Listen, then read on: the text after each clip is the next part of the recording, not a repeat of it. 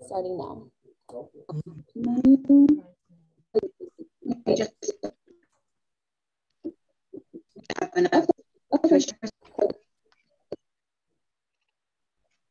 No, that is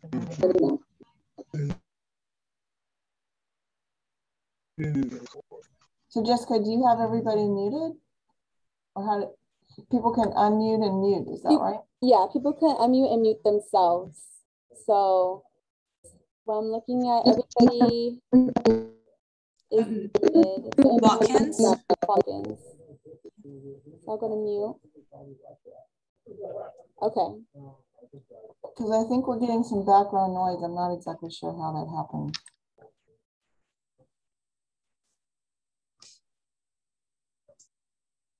So Jess, do you want to go ahead and do your intro, and then Vice Chair can take over the meeting? Yes. Okay. So, given the emergency declaration through the state related to COVID-19, this meeting is being held pursuant through Zoom application. Members of the public wishing to provide public input may do so in real time via Zoom meeting link that's provided in the agenda packet. They may also email comments and may provide real-time public comments by calling the number that is listed in the agenda packet. The number is Mr. Watkins, can you please mute yourself? Go ahead. There you go. The number is 1-669-900-6833. The meeting ID number is 521-915-1079. In accordance with the Brown Act, as amended on January 1st, 1987, a copy of the agenda face sheet for this meeting was posted in 5 public places throughout the city designated for posting of such notices 72 hours prior to this meeting.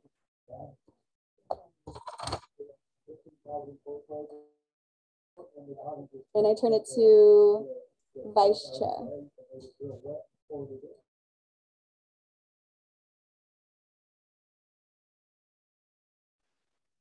Hi, everyone.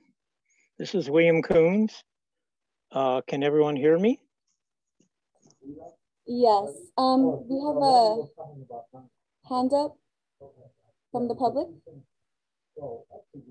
A hand up, what's that? Somebody from the public wishes to speak. Does everyone know how to do the raise hand? Could you tell everyone how to raise hand then, if you want to use that method? Just a point of order, Vice Chairman. I think it'd be appropriate to take public comment after you guys have taken care of your procedural, including doing roll call first. Public comments will come after you guys open your official meeting. Sure. We have two on the agenda, one for agendized items and one at the end of the meeting for non-agendized. So public comments will be, we will change, I believe, the order. We have quite a few public here, I believe, so I think we will move the public comments earlier. Is that what you're requesting? No, sir. What I'm asking is that you properly open the meeting and take a roll call at the commissioners first, sir. Well, that's what's on the agenda, and we're about to do that. Yes. So what is your question? No, I raised the hand because that's the way to identify to the chair or the vice chair that I'm a member from the public wishing to speak. So bringing me Fine, up to but speak now is not the time to speak, Miss. That's why it was a point of order. So the time of order will be at oral comments for agendized item, and then at the end, unless we move it up, oral comments for non-agendized. Any other questions? Hold on one second here. I've lost my Zoom. Now I'll get it back. So let's call the meeting to order, and looking here at the agenda, First thing is the Pledge of Allegiance. Who would like to lead us in that? Anyone? If not, I will lead it. So let's all stand.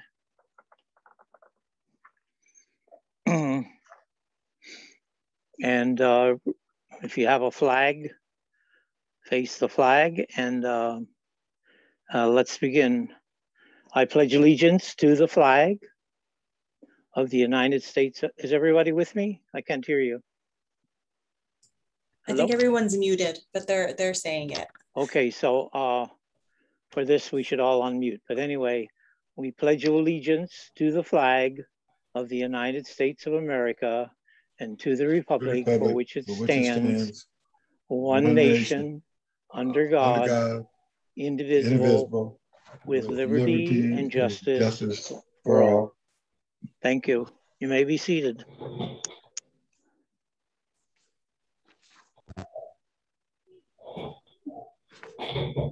So the next item on the agenda is a roll call. Staff. Rita, are you acting as the staff? We're going to have Jessica do the roll call today. Okay, we have Jessica and Rita, and I don't, is Eliza Jane there? Yes. Yes, hi, I'm here. Okay, so we have 3 staff persons, Eliza Jane, Rita, and Jessica. Jessica, please call the roll. Okay. Commissioner Lillian Hobson.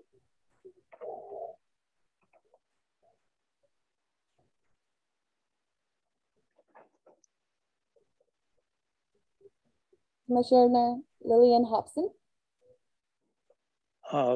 Please tell her she'll have to unmute. Each person will have to unmute if she's muted. She's unmuted. I don't know. Are you guys able to hear me? We can come back to her. Okay. Just. Okay. Commissioner William Coons. Here. Commissioner Freeman Watkins. He is muted. Please unmute Freeman Watkins.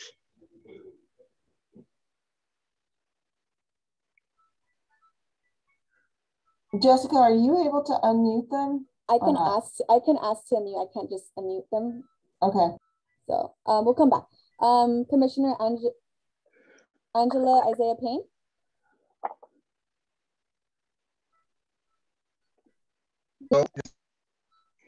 Oh, Commissioner Freeman Watkins, present.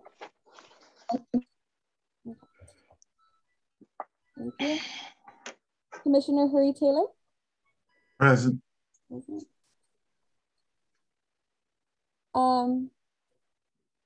have our alternates, Eleanor Mack. She is also muted. Eleanor, please unmute.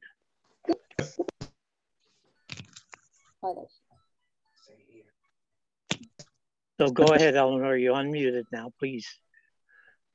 Call her name again, please. Eleanor Bisney Mack. Here. Okay. Alternate Cecilia Villalpando. It's Celia Villalpando. Oh, Celia, I'm sorry. I've unmuted, so I'm here. Thank you. Okay. And Rodolfo Brillantes.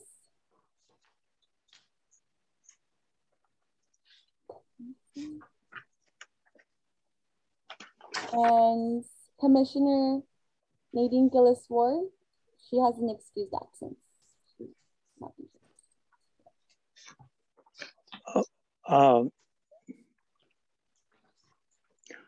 Jessica, Freeman Watkins unmuted for about a minute and a half or so, and he went muted again. I think so please. Yeah, I think he said present a while ago. Okay, you got him then? Yeah, I got him, yes. So what's the tally? So I have. Do we have a quorum and are the alternates in place? That's what we have to decide. What is the tally? We have 4 commissioners present and 2 alternates present. How many commissioners again? We have 4 4. present. And how many are absent? Which ones are absent? Nadine Gills Ward and Angela Angela and Nadine. Okay. And so that's 4. So 4 and all. How many alternates are present? 2? 2. I see it's no So, sound. which alternate is absent? It's not working. Which alternate is absent? Rodolfo Val Berlantes. Okay. So we have 4 commissioners and 2 alternates. Yes. Therefore, we move the alternates up to be voters tonight. Okay. And therefore, the total is 6, which makes a quorum. Yes. Is that correct? Yes, that's correct. What is the quorum? Is it 5? Quorum is 5. Yes. 5. Okay. So we have 6, including the 2 alternates. Therefore, we meet the quorum. Thank you. Correct, sir. So any other comments? No. Excuse me? No comment. No more comments? Okay. So moving on. The next one I'd like to do for the introductions, all the commissioners that were there last week have introduced themselves. I'm not going to ask them to redo it again, otherwise we'll be here all night. So I'm going to ask any new commissioner or any that were absent at our first meeting on October 28th to please introduce themselves. The first one I know about was Celia Villapando. Could you introduce yourself? Please limit it to 1 minute. Okay, I'll do my best. I'm Dr. Celia Villalpando. I served on the Environmental Commission from 2017 to December of 2020 or 20, I'm sorry. My background is in psychology and education. I've lived in Carson my entire life. My family has roots here for the past 100 years, same area. I've grown up here, so I have many memories of what Carson was before it became the present day Carson. I'm happy to be back with my ties and my passion for protecting our environment are very, very real.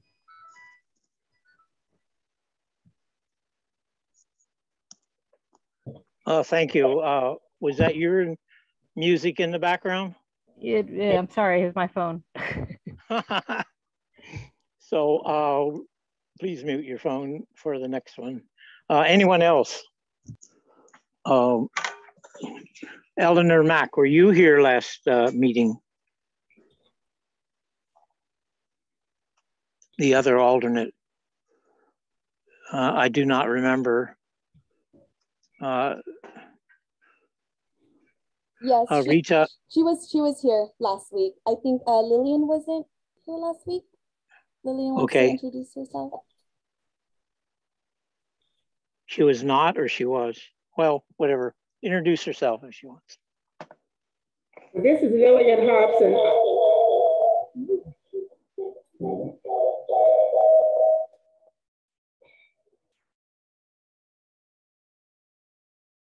Can you hear me?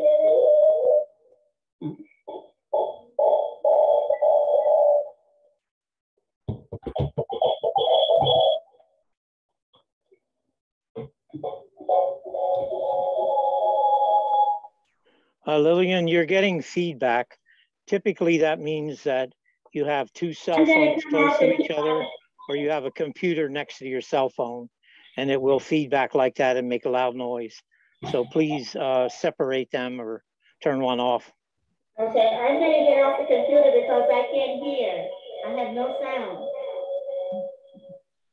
You have no sound? Well, just give us. Mrs. Hobson, you can call in using the call-in number, and you can maybe get off of the Zoom and just use your phone to call in to listen to the meeting. So is she trying to use her phone for sound and her laptop for a picture? Is that what she's trying to do? That might be what's going on, and that's why there's the feedback. Oh, okay. Lillian, can you do that? Are you there yet? And Mr. Coons, just a reminder that we have the city attorney with us, but she has to get off at 7:50, at the latest 7:15. Gotcha. She will be actually next. So are there any others other than Lillian that were absent last meeting?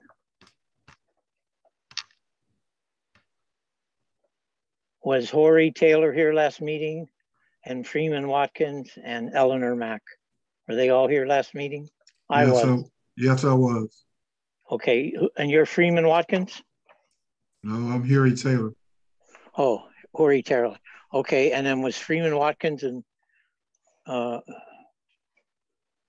Jessica, can you let him know? Commissioner Watkins was not present last time. okay, does she want to speak and introduce herself quickly?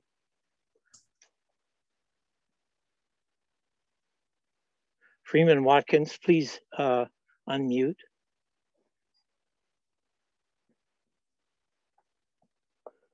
Freeman Watkins, there, unmute.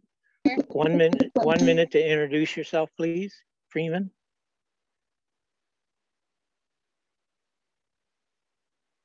I think in the interest of time, we may need to just move on because we do have to get to the Brown Act issues. Yeah, we'll do that. So the next on the agenda is public oral comments. However, because the city attorney has to leave, we're gonna skip to the Brown Act. What number is that, staff? Rita, what it's number number is that? 5. Okay, so we're moving number 5 as the next business item before oral comments. So go ahead, Madam Attorney, please introduce yourself and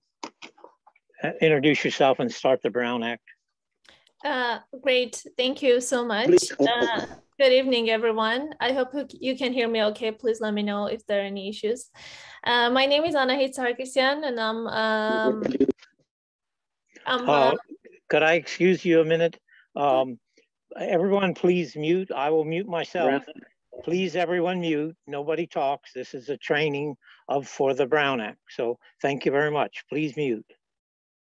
Thank you, I appreciate that.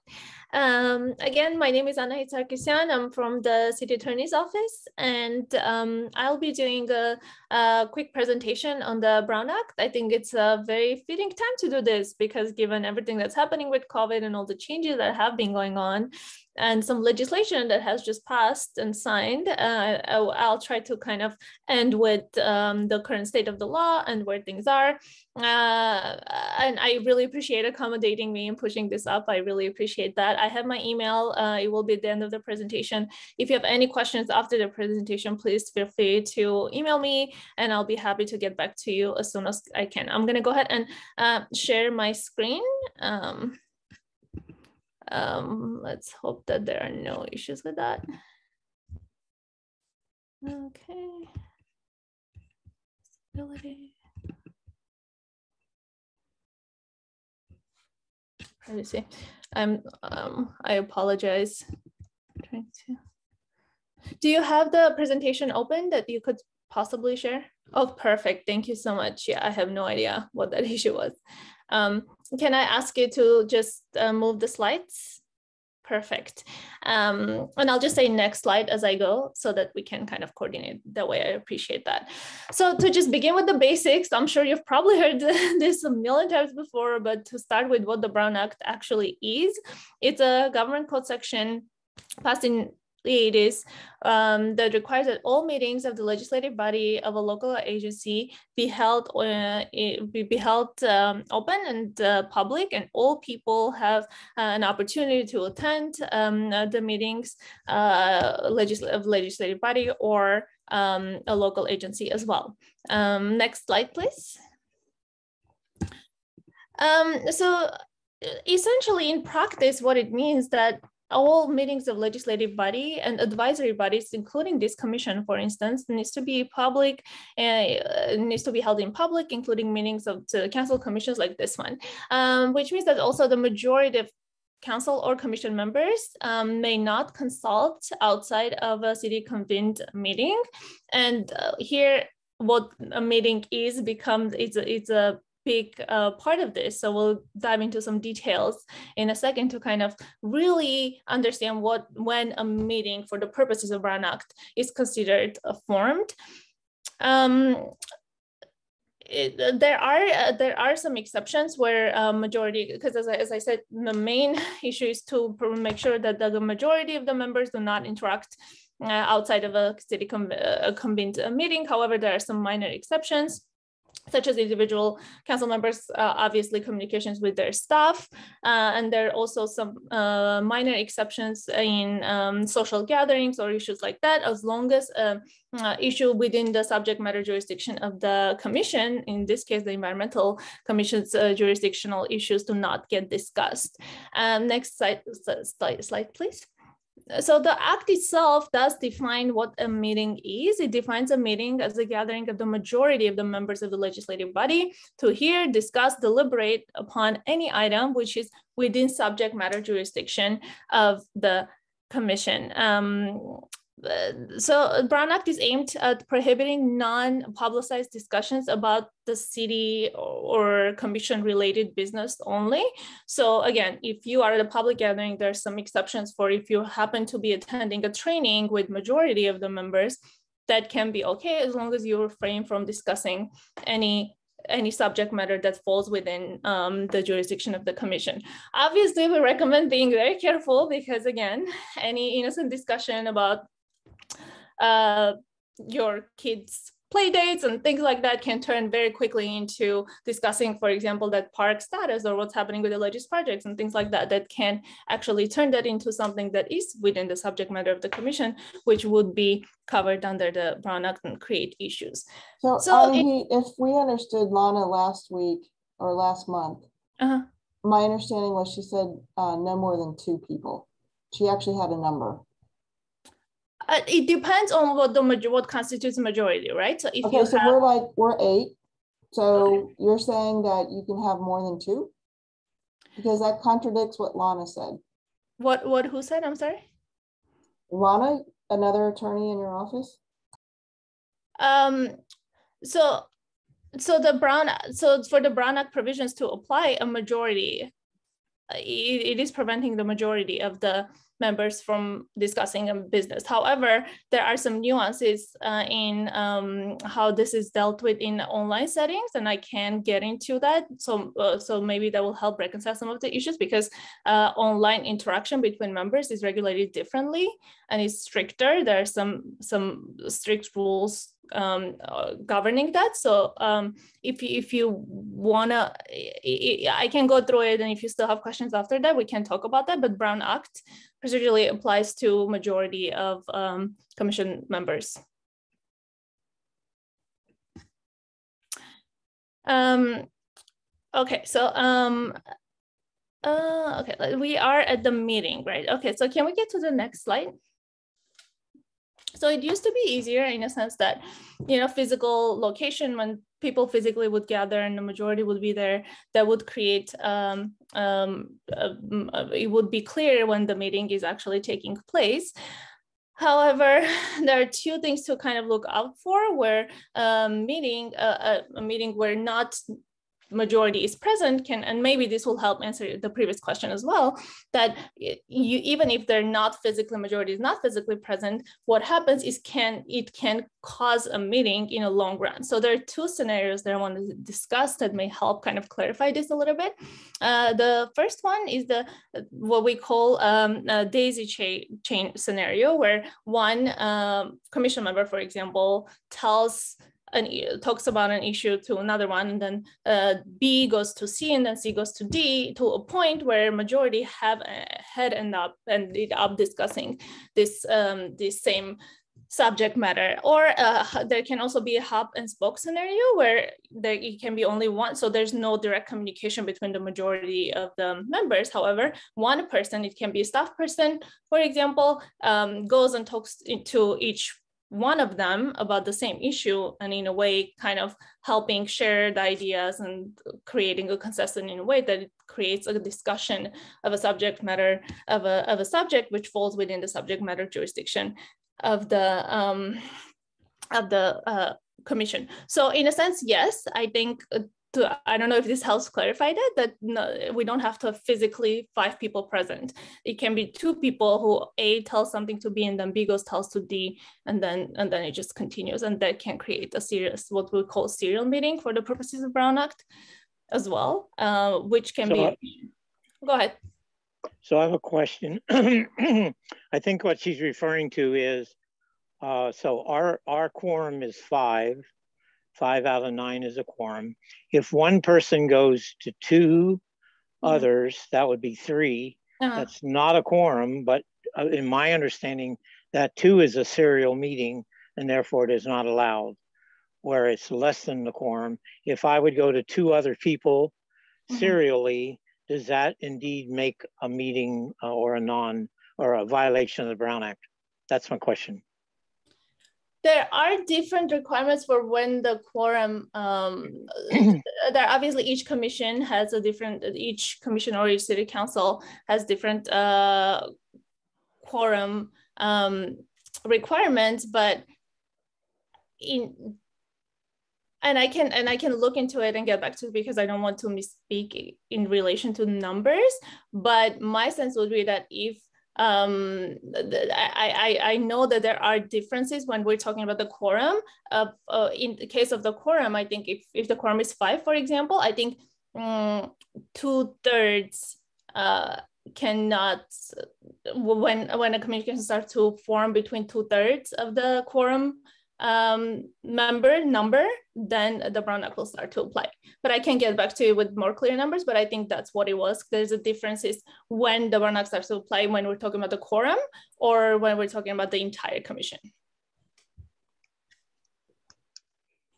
Yeah, please get back, because others have told us that first going to 1 is okay, but when you communicate to the second, that's a meeting of 3. Now that may be the council, because there are 5. Right. So a 3 for the council would be the quorum. Majority. But for us right now, and in fact, I don't know, here again, we're supposed to have 9, but we only have 6. So is our quorum 4 or is it 5?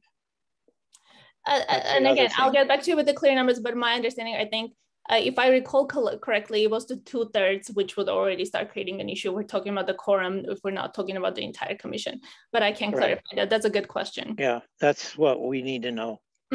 That's a good question. Thank you. Okay, can we get to the next slide? Sure, go for it.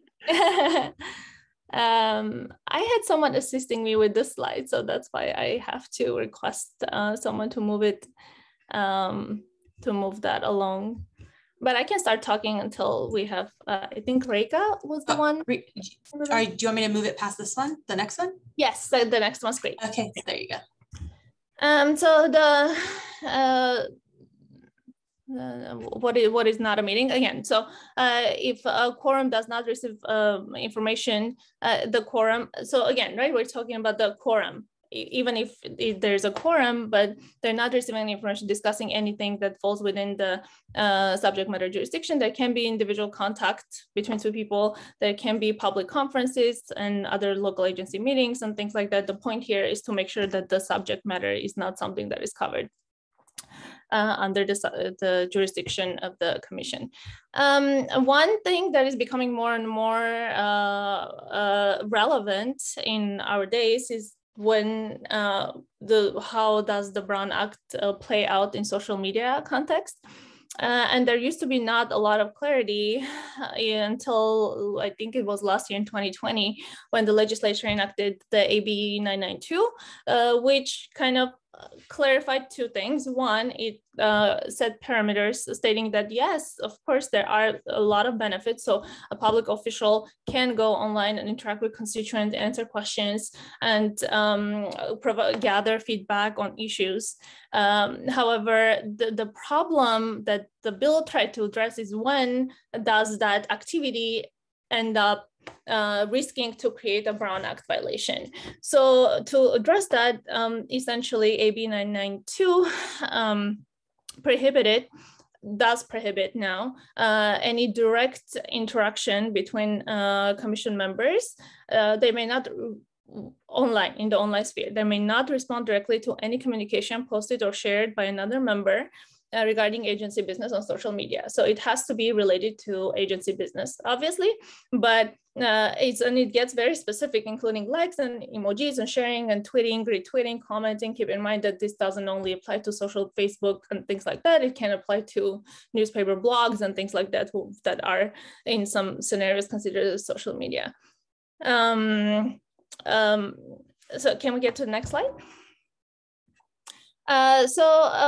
Based on that, obviously the hypothetical scenarios we used to this exercise that I'm going to kind of move quickly, but for example, right, and even though the 992 helped address the communication between two, for example, commission members online, it did not help clarify what happens if majority of the commission members, for example, like or comment on somebody else's post about an agency business.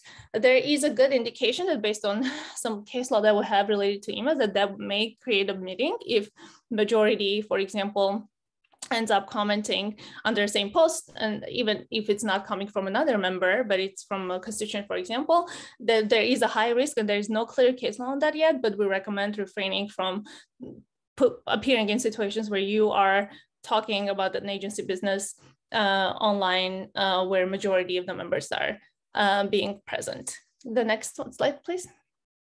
The same goes with the sharing of a post. There is no clear case law on this yet. It's so new, but we have good indication to think that they're going to basically courts are going to treat this as a daisy chain reaction. So for example, if one person shares it and then another one reshares it, it can create this link where majority will end up actually sharing it, and that can create problems as well. So be mindful of when you are finding yourself resharing information that includes agency business.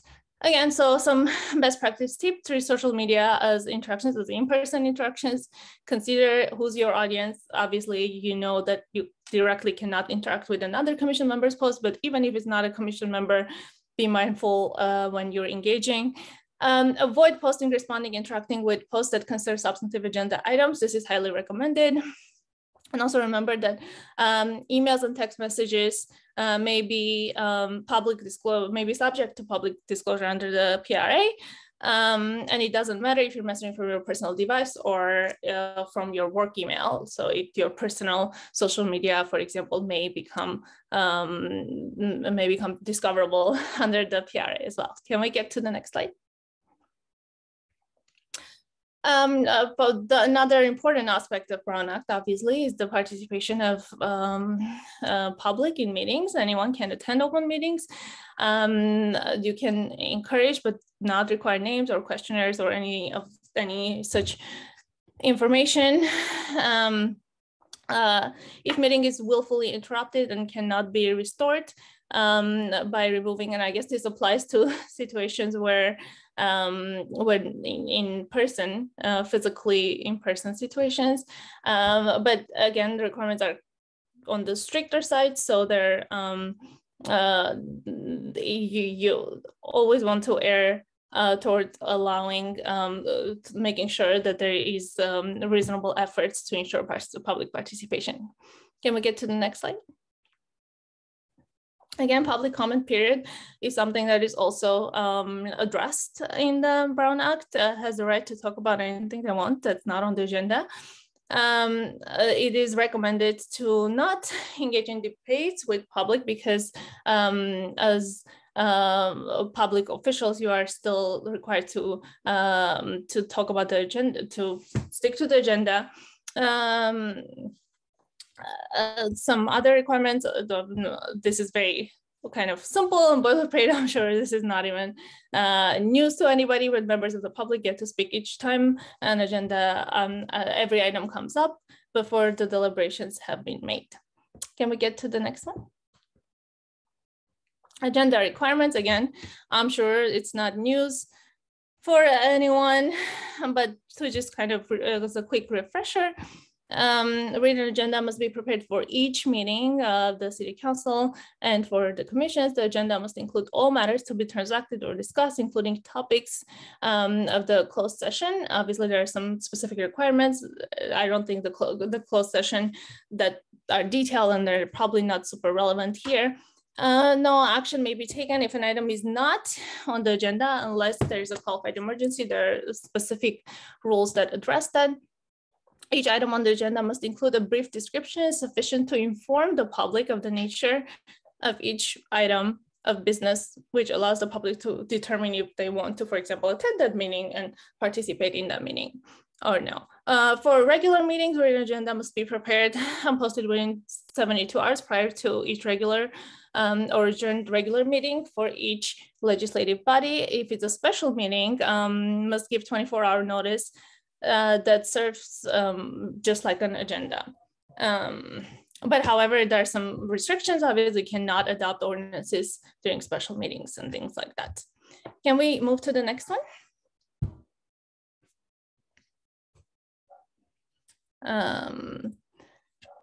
Again, so whole matters to be there must be agendas. Anything that you're going to discuss during the meeting must be in the agenda, must include reasonable period of time for the public to comment before or during consideration of each item. You can add, because sometimes there are situations appear, right? When you're preparing the agenda that's not relevant yet, but then it becomes relevant, or it becomes something that you should be on the agenda. However, that's also, that aspect is regulated. So the matter must be found, it must be a matter that actually arose after the agenda was posted, and there must be 2/3 vote of a membership, unanimous vote if less than 2/3 of the members are present. Go to the next one, please. Again, I already mentioned this, but it's encouraged to not engage in discussions with the that are not on the agenda during the meeting. However, there are some exceptions or some space to deal with reasonable situations that come up in life, right?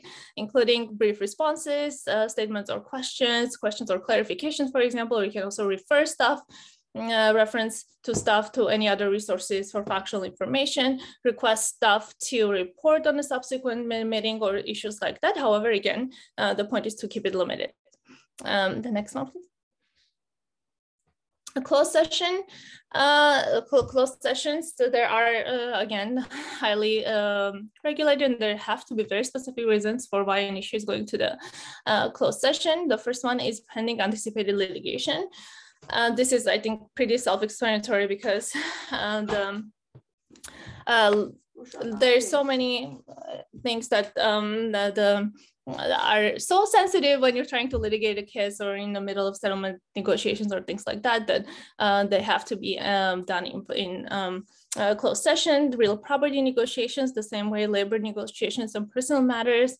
But there has to be a 24-hour notice, written notice of the right to have charges heard in open session after that. And I know it's getting to that time.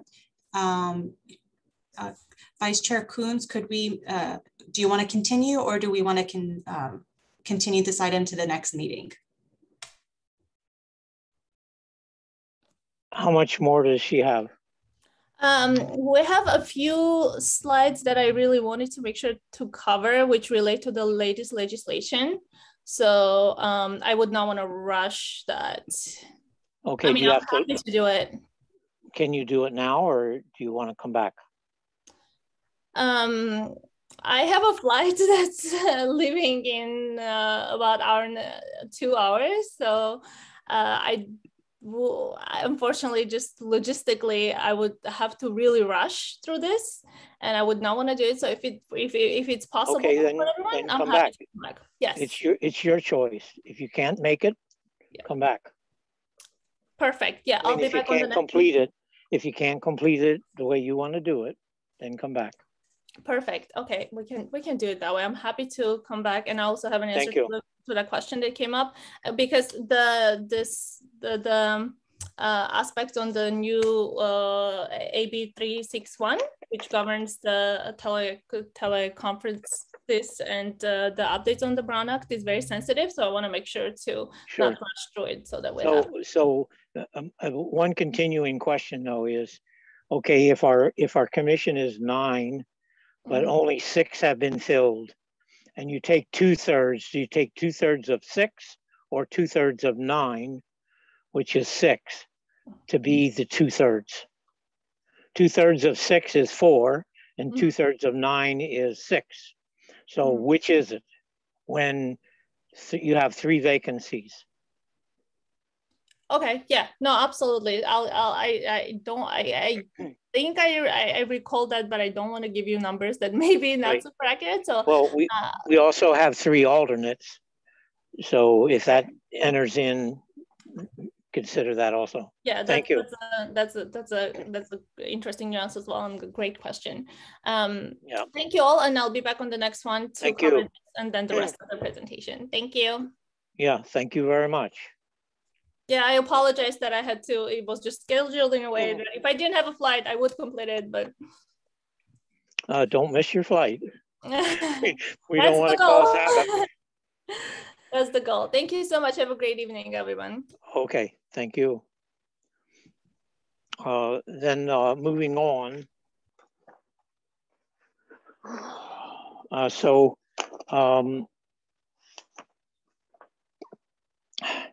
So I would like to first say I will be separating item 6 on the agenda. Dominguez Channel and Inland Star don't belong in the same item. And we could move that up to the beginning, since that is a major issue right now. We could move that up like after oral communications, or we could leave it where it is. But my preference is to move that up. Since we have people here to speak on the Dominguez Channel issue, I would like to do the following. Next would be public oral communication on agenda items. And then I'd like to move item 6A, which is the Dominguez Channel, up next after oral communications, and leave Inland Star in item 6B where it is now. Does everybody understand that? Is staff okay with that? Yes, that sounds fine. Okay, thank you. So let's open the public oral communication on agenda items. Second question would be, how many minutes do you think is adequate in this case? I don't know how many are here to speak. Shall we make it? We did 3 minutes last time. 3 minutes. Do you think 3 minutes is okay this time? I think we should stay consistent. Do what again? I think we should stay consistent. Okay, let's do that. So 3 minutes. Who's first? Who's timing? I'll do the timing. Oh, okay. So when it's down to like 30 seconds, could you give give a warning? Give a warning, and then when it's over, tell us. Okay, thank you. Sure. Call the first person. Public comments. I have a hand raised from Anna Minnie. Anna Minnie. Hi, good evening. As my time, what is the warning time you're going to give, Rita? 30 seconds, and I'll start it now. Thank you. Good evening, environmental commissioners. My name is Anna Minnie, and I'm a lifelong Carson resident from the Patch, impacted by the Dominguez Channel disaster. I'm just a quick recommendation to the city is that you guys purchase earphones with mics for all the commissioners. They cost less than $10. You guys can afford that. Also, question is regards to the Brown Act training. Why is it being conducted through an environmental commission? In years past, previous city clerk, late Helen Cavagoy, conducted it on a Saturday morning over several hours. This is a disservice to the commissioners to do a crash course 20-minute and inundate them with this amount of information. That's a disservice to them. Also, Chair, one of the question as to who is the official chairperson? It wasn't identified, and it's also not on the agenda to even appoint a chairperson, whether it be done within the commission or be done by the city council. Furthermore, there's 3 vacancies listed on the environmental commissioner, and you have 3 alternates. I want to know with whether or not the the staff took it to the city council to move up the 3 alternates to 3 actual delegates. And in regards to agenda item 6, as to why they're both connected together, the Dominguez Channel and also the Inland Star, which the chairman just identified. And also, why is it that there is no written staff report? And also, with that being said, pursuant to the Carson Municipal Code, Article 2, Section 3, 2753, the duties of the Environmental Commission, subsection A, undertake investigation and studies and to hold hearings concerning the pollution of the city's environment and to make recommendations to the City Council of reasonable and practical means of creating and maintaining desirable, healthy environment in and throughout the city of Carson. Said investigations and studies may be made by the committees created by the commission, chaired by the member of the commission and comprised of commission members, citizens of the city of Carson, and any other individuals who have experience or expertise be helpful in this accomplishment of the committee's purpose. With that being said, the current situation that we as residents are suffering from the effects of the Dominguez Channel odor disaster, regardless if the H2S levels are less, we are still getting sick from it. Something's out there. With that being said, I'd like to know when will the Environmental Commission call forth an investigation study and or hearing so that we as the public can participate in. Also, the city does not have an environmental policy nor emergency action plan in the event of an environmental disaster. I'm requesting that the Environmental Commission take that on because that is your role. Look out for us in the environment. And also too, so with that being said, I'm very disappointed with the fact of how shorted the Environmental Commission has been given. And I feel that the environmental commissioners need to be repurposed and refocused because I'm impacted. I live within direct vicinity of Inland Star and also the Dominguez Channel. And so this is impacting twofold. And the fact that it's brought up here and there's no written staff reports unacceptable. It's outright unacceptable. And this 3 is minutes. wrong. That 3 concludes minutes. your time. I got you. Thank you. Thank you. Jessica, who do we have next?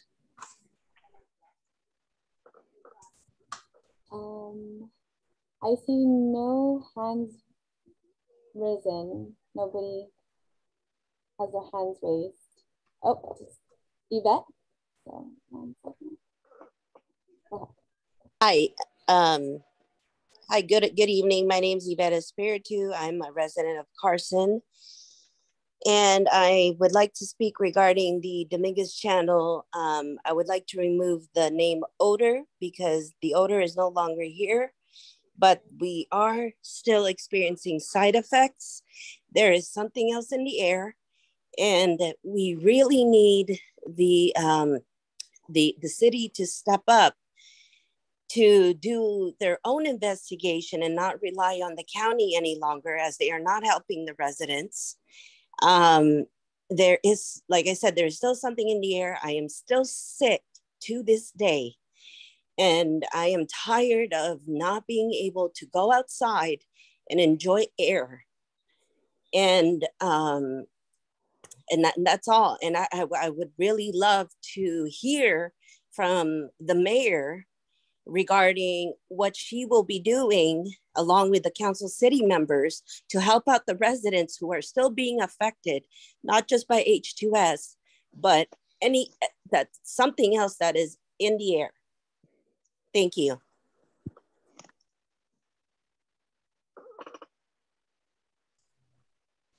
Thank you. Any more comment from the public? Jess, do you have any emails? Anybody email you or left you a voicemail? No, I have no emails and no voicemails. I don't see any hands risen from the public. Just a point of order, staff. Go ahead. Thank you, sir. Just to identify that the telephone number that you guys have on your agenda face where to contact staff is an invalid number, 952-18 something. That's not even a proper number. It doesn't exist. You guys listed in the ADA compliance. And also just ask that for future reference that you guys provide a telephone number that we, the public, can actually call. Nowhere on the agenda face does it identify a telephone number that we as residents can call in. And also just to identify. Excuse me, Anna, what number did you say? The telephone number on the first page, sir. Let me pull it up. 669-900, 6833? No, sir, that's the city's number. No, so the city's number, 310-952-1823. It's in the number, it's the only direct number to the city to call for. I do not see that on the agenda. It's on the agenda right after it lists the commissioner, sir. It's in the ADA compliance and the ADA assistance. That's the only telephone number it identifies. Staff, what page? Page one. Page one in bold, right below where they list the staff people's names. And it starts with in accordance with the American. Okay, that's the Public Works Development number. Well, Public Works Development, it's an invalid number.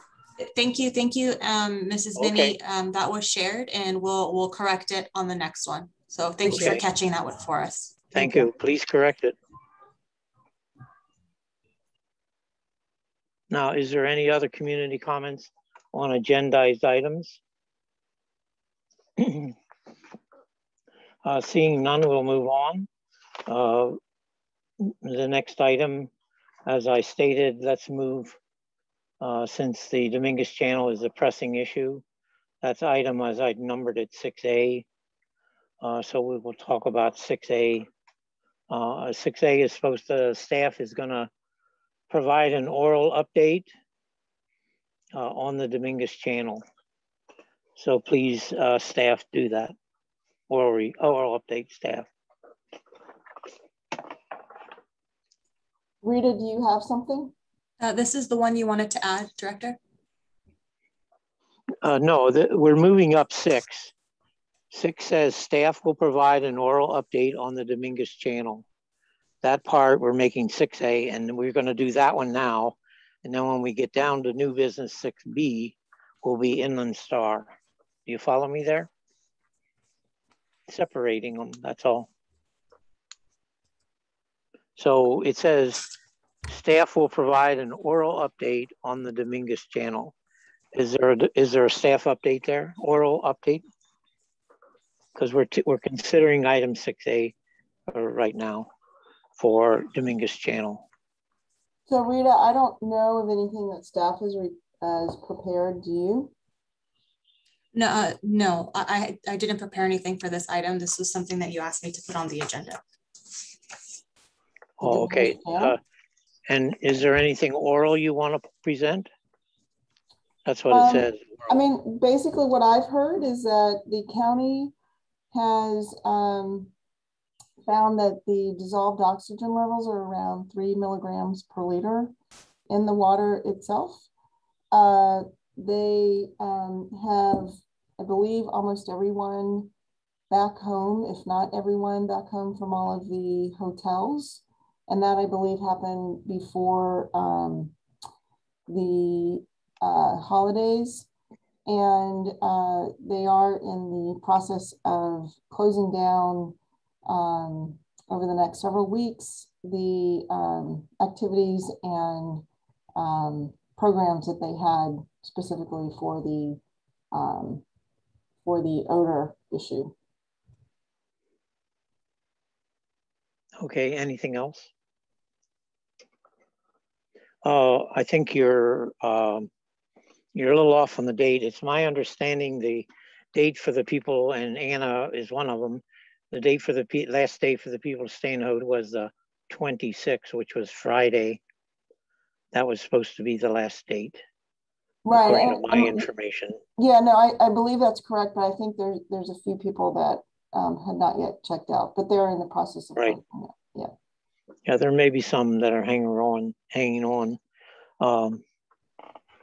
But as on my take is as of the there was a town hall meeting last Tuesday, not yesterday, a week ago Tuesday, which was chaired by Anna Many, that I was at, and at that meeting, they were most of the people that were due to get out last Friday out of the hotels were there, and it was at Ebenezer Baptist Church, and Mayor Pro Tem Jim Deere was there, and State Assemblyman Mike Gibson was there. So he came late, but he was there, and most of those were saying they were getting out the 26th, and some of them were, as was mentioned in the public comment, they would go to their home, and someone would get sick in an hour or two, and then that couldn't stand it anymore, and they'd go back to the hotel. That was prior to the 26th or prior to the Tuesday meeting.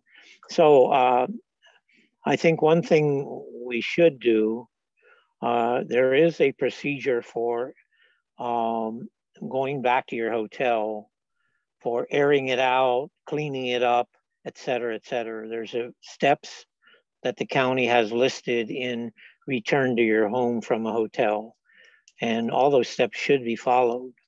You should air it out for at least 2 hours. I recommend vacuuming. H2S is heavier than air, so it will stay on low-lying areas like the carpet. So I would recommend vacuuming the carpet, airing it out, putting fans in there, really doing an air out job for a couple hours. And if that doesn't work, do it another day, second day, third day, keep doing that.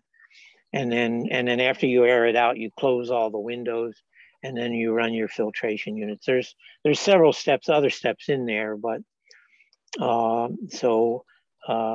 they're listed in there and should be followed.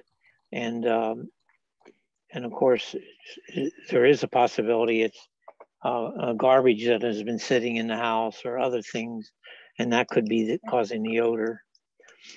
So, and is there any other comments on that by the panel, by the commission? Do I recognize anyone else? I'm not sure. This is Celia, Bill. I'm not sure about how to raise my hand here, but does everyone want to? Let me tell you how to raise your hand. You, well, I'm on a cell phone, so in my case, I do a more, and I bring up meeting settings, wherever that is. You bring up meeting settings, and the thing raises the hand. Like right now, Anna Many has her hand raised. So, but I'm not recognizing her because she's not a commission member. So right now I'm opening up for commission comment. So you hit raise your hand, and I'll do that right now. And under meeting settings, and in my window, you'll see a hand there. That's raise the hand. So okay. Can you see that? So if we go by that, but I was doing it more or less, just, talking and speaking out, unmuting and speaking. I'll allow that, but you can raise your hand if you want. Okay. That's how to do it. All right. Go ahead, Celia. State your comment. I have some really grave concerns about the commission not basically helping the city to address what more needs to be done. We've got, I know that I took offense at the county's comments about residents making sure that they throw out their trash. I think we're talking about responsible Carson residents who know enough to clear out garbage out of their houses. I think we're ignoring the fact that there's still something in the air over Carson. People are still ill. Despite the fact that the hydrogen sulfide levels have dropped, I think that equation that's being made that the hydrogen sulfide itself caused all of the illness is basically to be blind to what else is here in the air. There are way too many residents that are suffering, children, seniors. I myself am still having waves of something coming into my house, having to run my air purifiers at top speed. It's an unknown odor. It's not the hydrogen sulfide rotten egg smell. I think that the commission needs to be more proactive in terms of finding out what is going on in Carson. There's far too many bloody noses and headaches and skin rashes and all these other symptoms that are occurring. We really need to do something more for the residents. It's not enough to talk about hydrogen sulfide anymore. So I would be very supportive of the city continuing with what was brought up, a private investigation, an independent investigation, or for this commission to basically recommend to the city that we engage with something more. The residents need something more. This is 2 months into this. This is too much to ask people to continue to bear. I have, nor would I want to leave Carson because I have such deep roots here. But I've heard many residents say that they are really seriously considering having to leave because of the health of their family. For pet lovers, I lost one of my pets, and now I've got a second one who's now ill as well. And the only thing that I find in common with veterinarians and doctors is they say the only treatment is get out of Carson. So how long are we going to tell people get out of Carson, and how long can they stay? Because their options may be very limited. So I need as a commission, we need to come together. We need to make some very solid recommendations, and we need to move on this. So that's what I have to say, basically. Thank you. Anyone else? I'm looking to see if you raised your hands. Is there any other hands raised? No, I don't see any. Okay.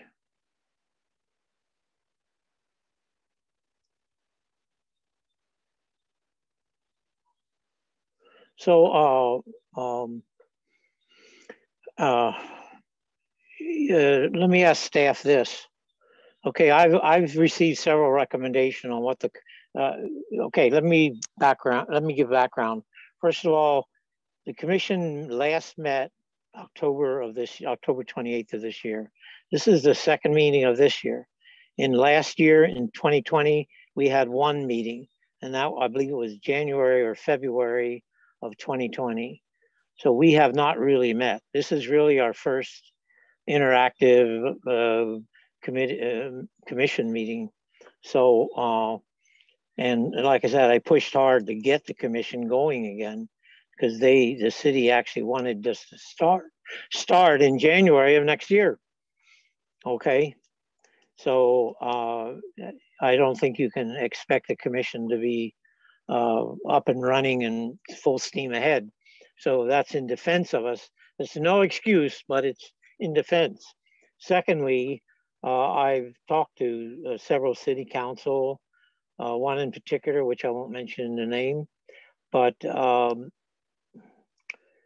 there's two ideas we talked about. One idea would be the commission, as Anna Many mentioned, the commission can form an ad hoc type committee, subcommission, or whatever you want to call it, subcommittee, which can look into the problem, have town hall meetings, and do et cetera. We have, of course, get the city council to approve that, but we could do that. That was one way we could do that. Well, we can write a letter to the city council right now, draft a letter and send it. The staff will draft it after we tell them what to put in it, and I would sign it, and it would go on. We all wouldn't have to sign it. So since we only needed a commission meeting. A third idea, which one on the council has told me, is they'd like the council to form, not, the council has subcommittees. The subcommittee is 2 council persons, or the mayor pro tem, and one other, and it's a subcommittee to the council. Well, what I'd like to see is, in the old days, we had we had committees under the council that didn't have members from the council, or we had one member from the council who would chair it, or any kind of ad hoc committee like that under the council to, again, investigate, bring in experts, have panel discussions, have community town halls. A lot of this can be done. It may, it's a slow process, but so we need to do something. We need to make a recommendation, and I'm open to a motion here of what to do, whether we should our recommendation should be, let's form a task force under the council, under the commission. I even volunteered to be a member of that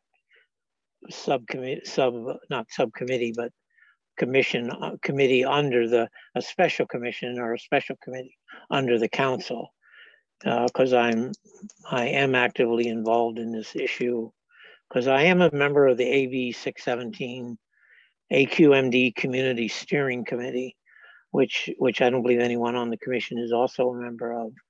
So I am familiar with what AQMD is saying and what we're doing there. So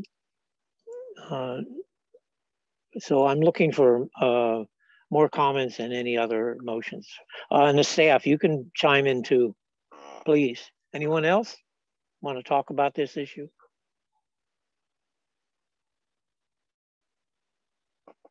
How about other members of the I see our commission? A hand raised from somebody who's not on the commission. I see Perez. Perez, yes. Yes. Go ahead. You need to go ahead, Perez. Yes, my name is Imelda Perez, and I'm a Carson resident. I apologize. It took me a little bit to find the raised hand. Thank you, Anna, for helping me with that. Good. I'm just a little disappointed that we didn't have more of an update from the committee this evening. As the others mentioned, we are still suffering. We're still getting sick. My chest hurts, to breathe, and I'm being very honest. We've gone to urgent care. We've listened to the suggestions. I don't think we've even been told that we can exercise yet outside, but I'm supposed to come home and live here and breathe here. And, it doesn't make any sense to me. And so I just wonder what's going to happen. What's the future? They're saying today, they're cutting off the assistance. So does that mean I don't have to run my purifier 24/7? Am I done? Am I good? Are we okay?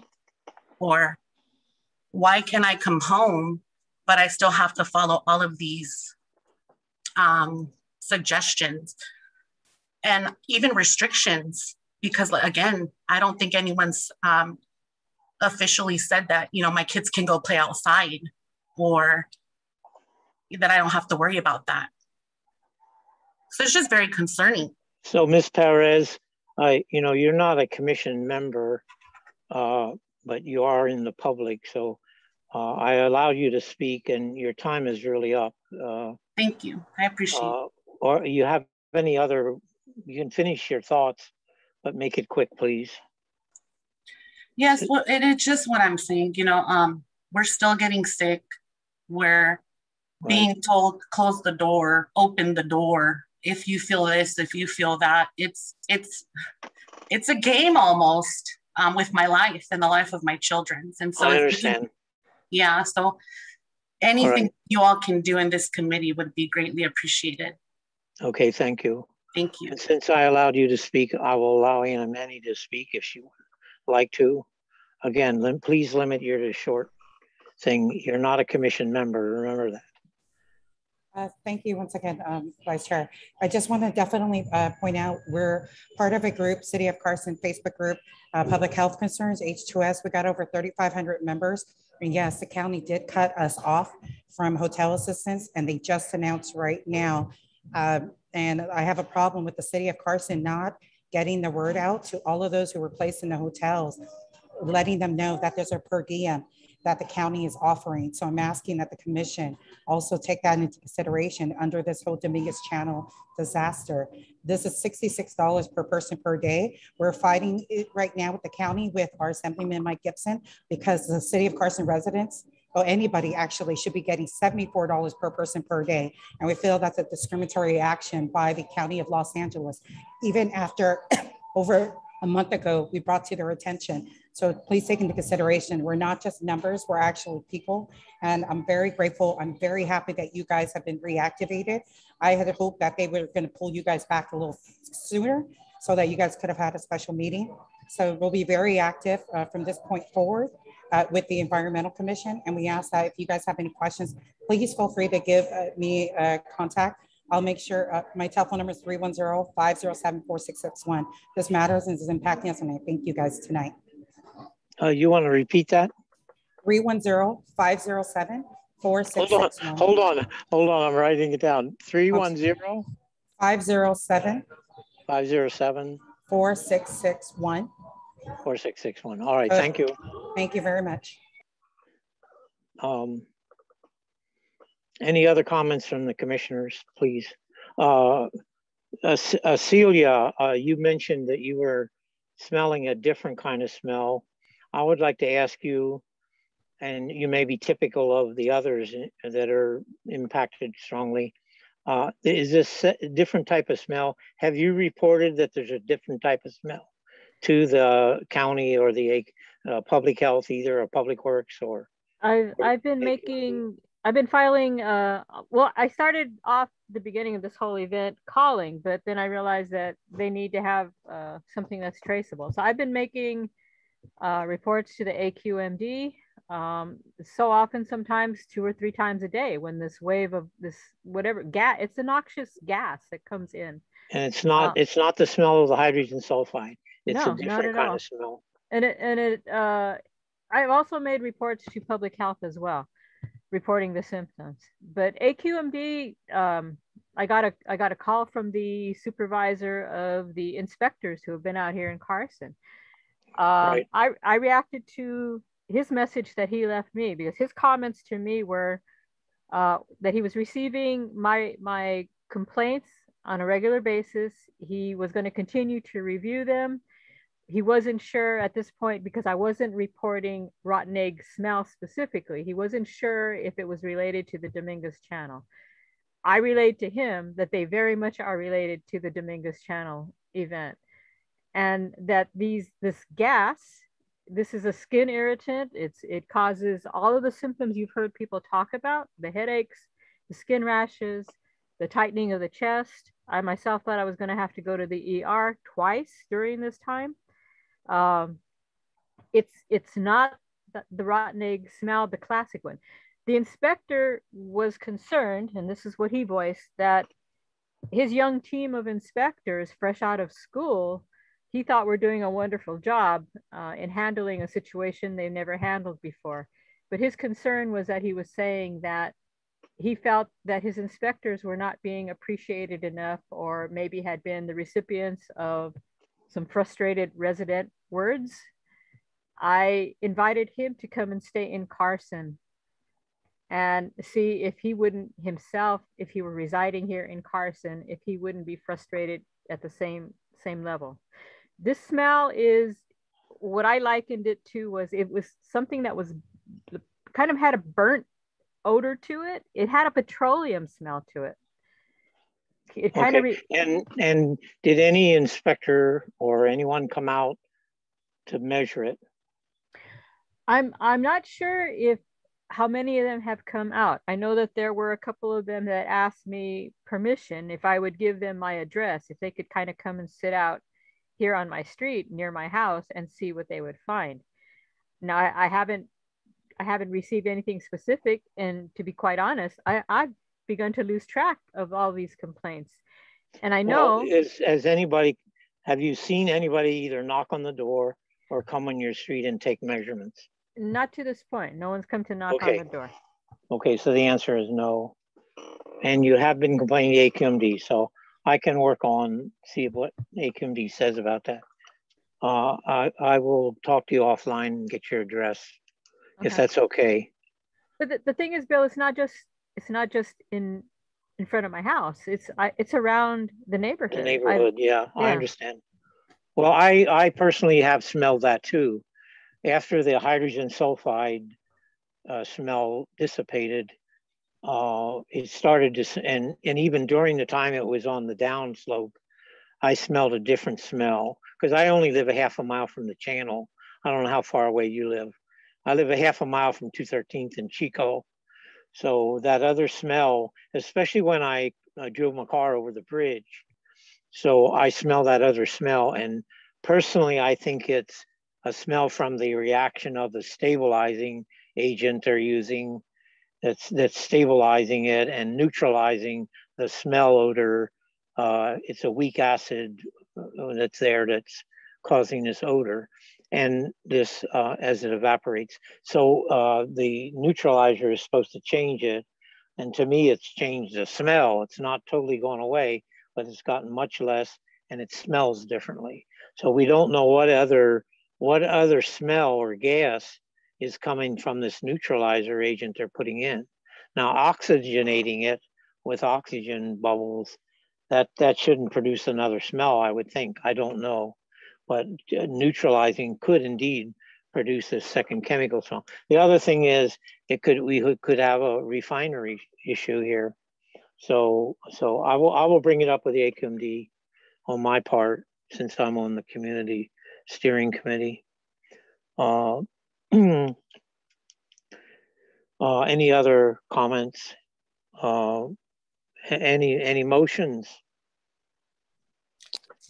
I would like to make a comment. This is Commissioner Isaiah Payne. Go ahead, please. In reference to the residents that voiced their concerns tonight, I'd like to let you know that I heard what you said. I do care about the residents. I've been a resident since 1975 with my parents when they first purchased in Carson, and my heart goes out to all of the constituents in the city of Carson. This is a horrific situation, specifically coming off of the pandemic and still enduring the effects of the pandemic and the additional concerns that are plaguing our nation. I want to let you know that I will work with the commission. I'm a newly appointed commissioner, but I am concerned and I am willing to roll up my sleeve and work with the fellow commissioners to try to bring forth some type of suggestions to assist in dealing with the mental component, in addition to the health concerns that you may have, because there's also a mental component that comes along with this. And I think that we need to, whether it's a conference, a virtual conference, some form of assistance as it relates to mental health needs to be addressed as well. And that's just my recommendation as a commissioner. Thank you. In addition to mental, there could be long-term impacts here, not just the short-term. Maybe the smell has really gone, but their memory of it and their thinking of it makes them sick also. Specifically for the children too, that may not understand what's happening. Yeah, that's Point of true. order, Vice Chairman. Point of order, Vice Chairman. Go ahead. Go ahead. Can you please identify that the Commissioner, Isaiah Payne, is in attendance? Because at the beginning of the roll call, she was identified as absent. She was not identified as present. She was marked as absent. Angela Isaiah Payne, are you still there? Yes. When were you here for roll call? Because I have you marked absent. Give me one second. I have you marked absent. So you did not answer up for a roll call.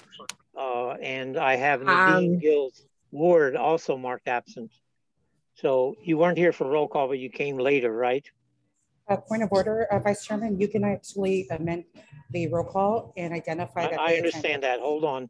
So Angela, did you come a little bit late?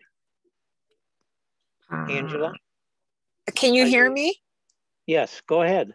Yes, hear you. I'm in attendance. I've been on the line. I entered late, but I am on the line. There was an issue with my connection. I tried to connect telephonically, and then I was finally able to connect via Zoom, but I waited for a while to be let in, and I could not connect on the phones.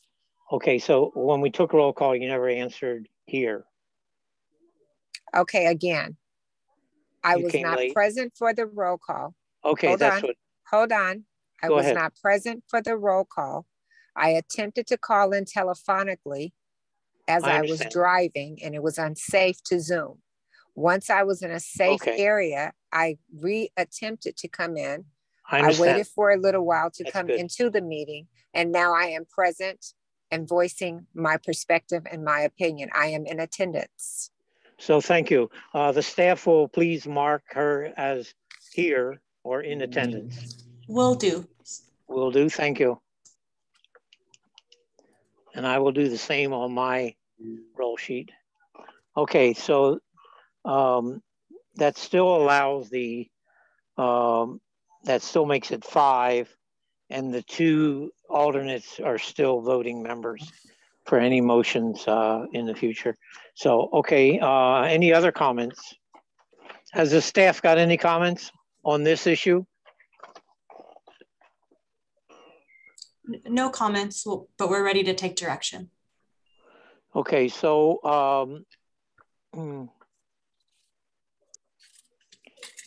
I would like the staff to I'll make a motion to this effect. The staff should draft a letter and email it to each one of us. Or first of all, let's email it to me. I will edit it for what I think needs changed or make suggestions or whatever. And from that, we will then send it to the rest of the committee. And this is a short-term idea. So let's give me 2 or 3 days after the letter is sent and give everybody else 2 or 3 days. Commissioners, if I may, this is How does that sound? This is Lana Lehman with Alshire and Winder. If I may, circulating a letter and having multiple commissioners work on it could be problematic under the Brown Act. Why? Because you would be holding a series of communications amongst multiple members that would not be as part of a public meeting or an agenda. Okay. Okay, we'll draft a letter that is not communicated between members. It's coming from the staff to all members. How is that communicated between members? Well, I would be fine with communications between a less than quorum of the members. How would you suggest we give advice to the city council? So if staff is to prepare a letter and you wish to review that letter, an option you have would be for yourself to be designated and possibly 1 or 2 other commission members to be designated to review and comment on that letter. Okay, and you mean less than a quorum? Correct. Okay, yeah, we could do that. And what exactly is the staff drafting? I guess I'm not clear on that. Okay, there's a in fact, let's make it right away. There is a council meeting Tuesday, the 8th of December. We would like to draft a letter saying that recommending that the council form a commission or committee to investigate what's happening with the channel, to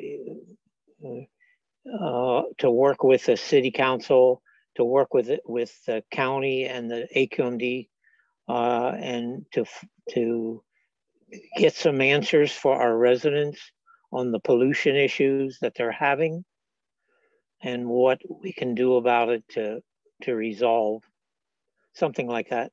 How does that sound?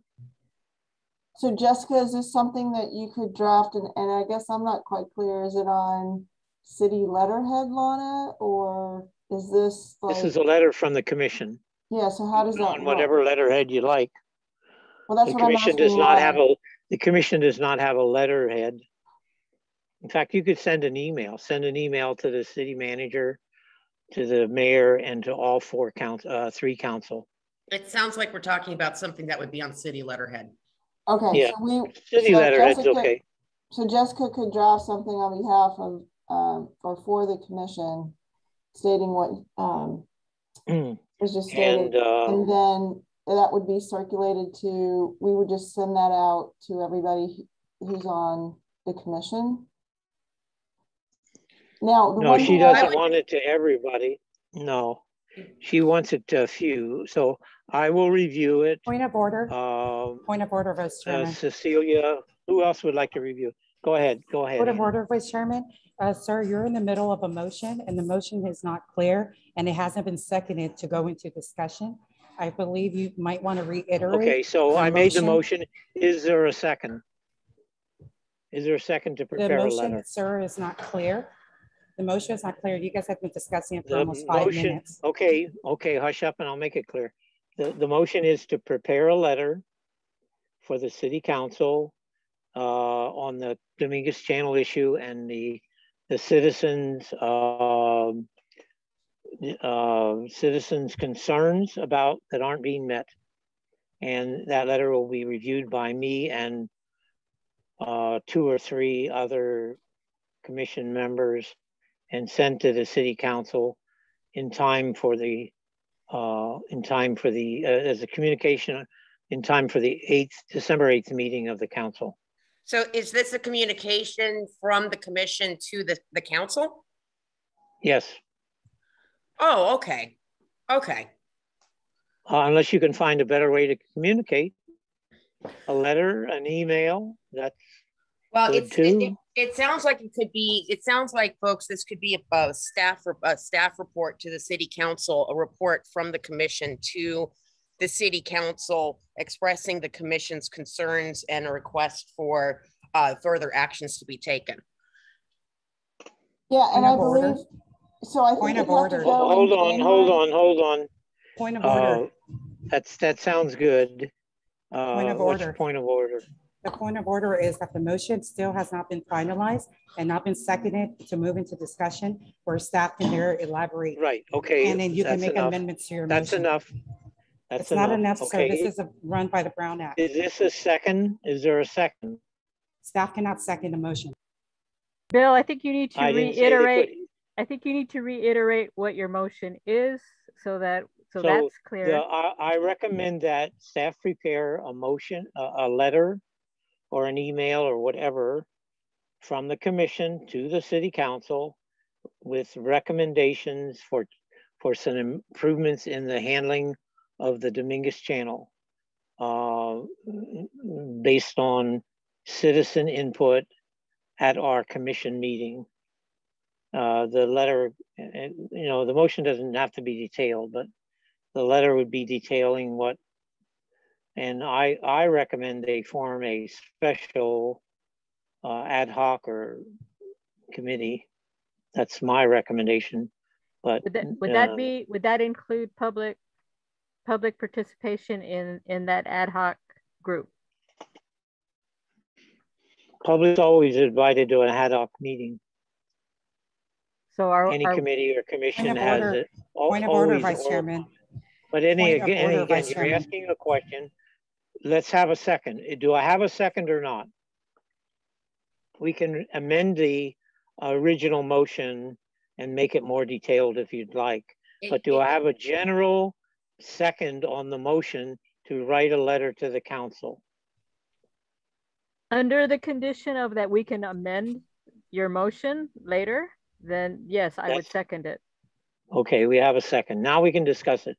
To the amended later is, you can't amend it later. You have to vote on it or amend it. You have to have another motion to amend it. If you don't like what I wrote, you can amend it to something else. That'll be seconded, and then we vote on the amendment first, and then the original one as amended. That's per Robert's Rules of Order.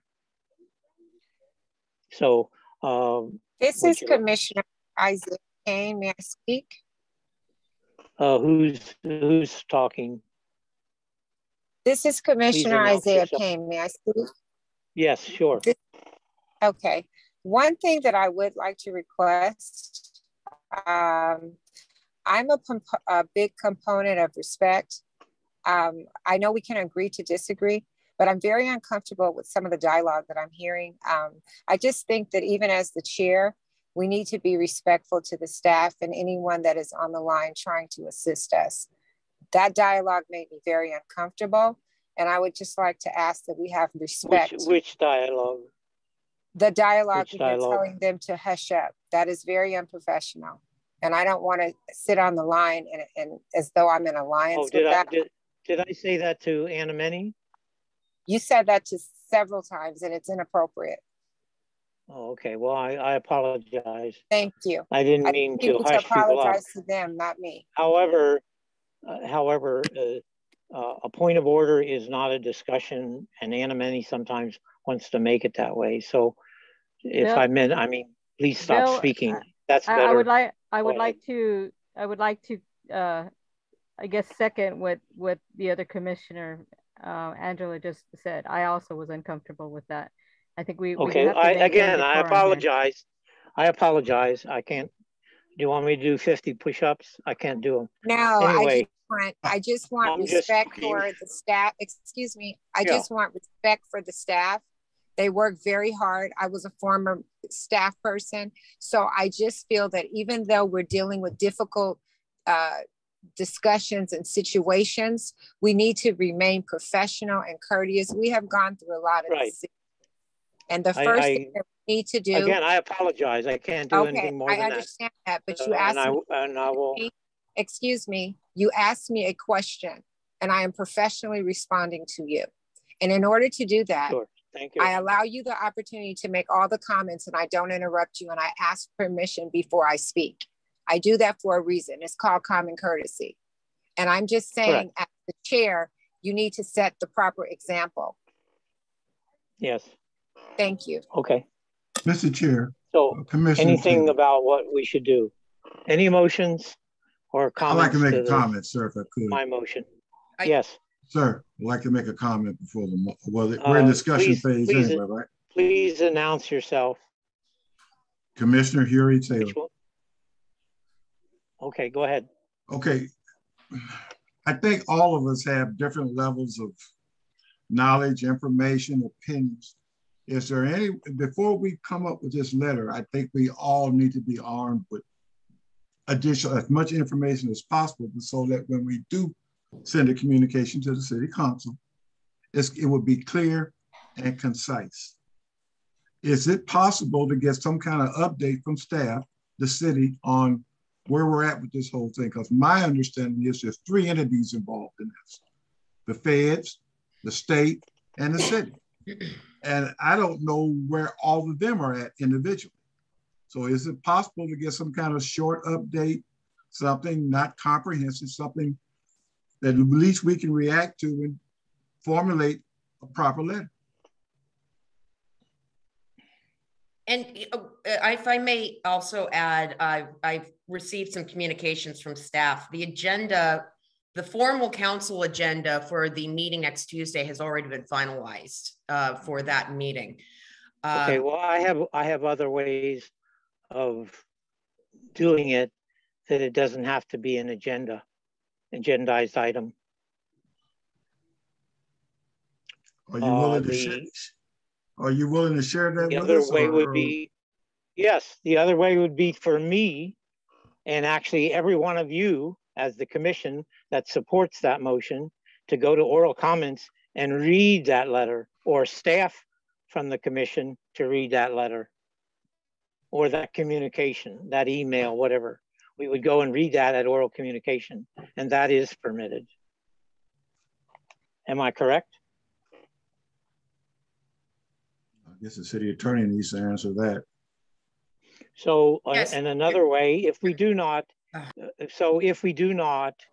You don't have to go to the meeting. I don't know if the meeting is going to be open. You may have to do a Zoom or a call in, but the other way would be each one of us with our own beliefs, call in and voice our opinion on what, as a member of this commission, but not as a body, we can call in and voice our opinion on the channel issue, which I have been doing, by the way, not every week, not every meeting, but every other meeting or so. That would be another way to do it, that we don't have to write a letter, but we could do an oral communication as a commission, just all stand there together and one of us, a designated person, read our communication.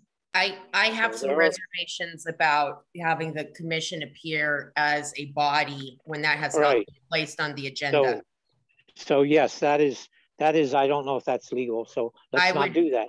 But each individual in the commission can appear as a resident and a commission member, but as a resident can appear and do oral comments.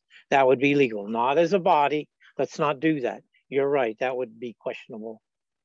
So any takers there?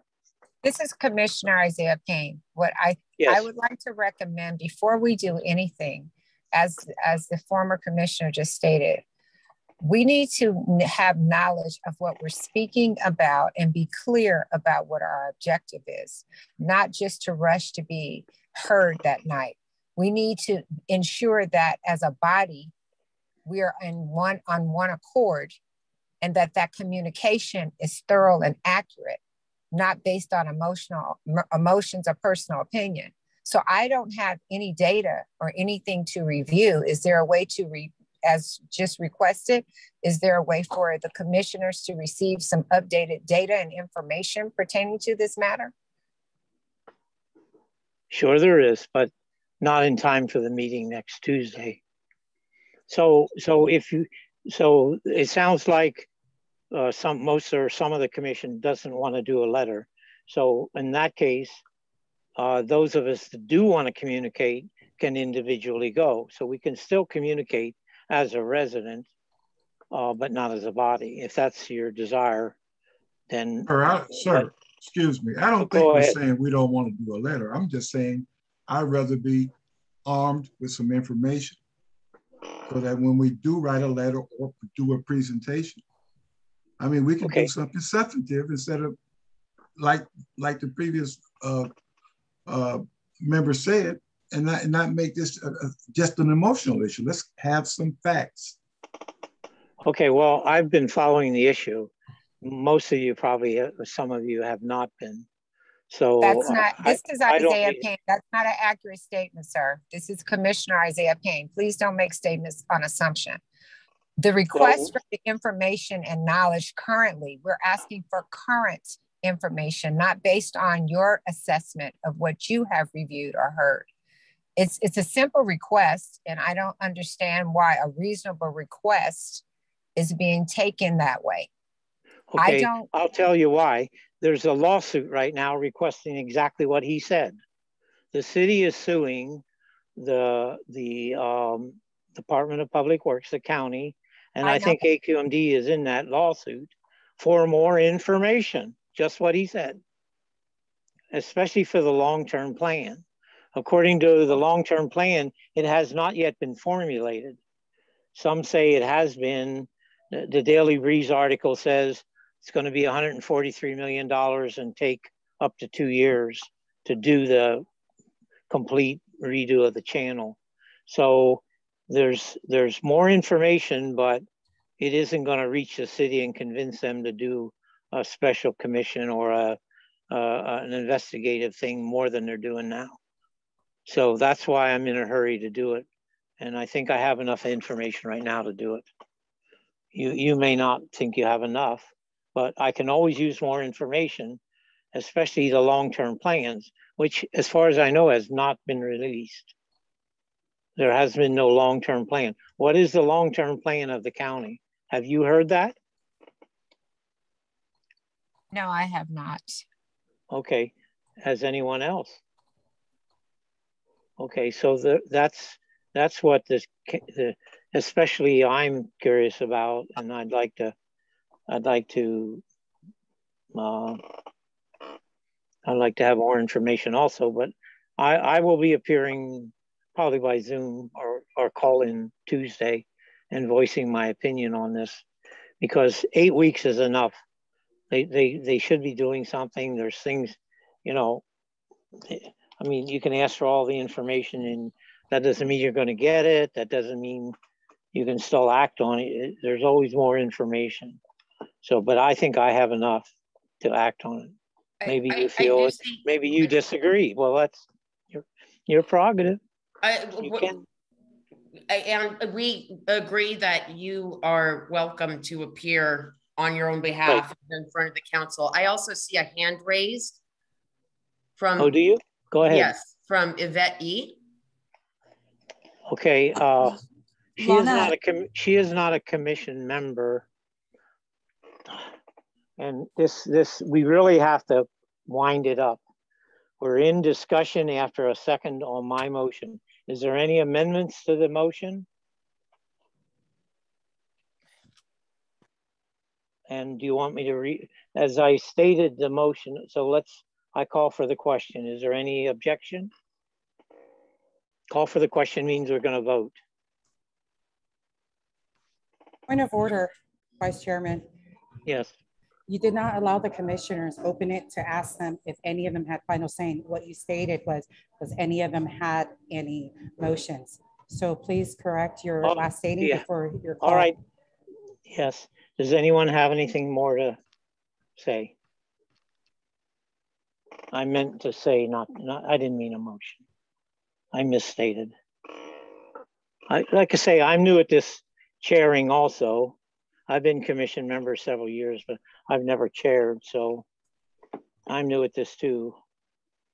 So do we need a restatement of the motion that was seconded? As I understand it and noted it, it is for staff to prepare some form of communication to the city council, whether or not it will not be able to go on the agenda for the upcoming meeting, but perhaps some other form of communication to the city council expressing the commission's concerns about the status of the channel and the long-term county plan and what the status is of that. And basically to just put a bit more pressure and backing behind the council in terms of the commission's support of the council on that. Do I have that correct? That's pretty close. I think so.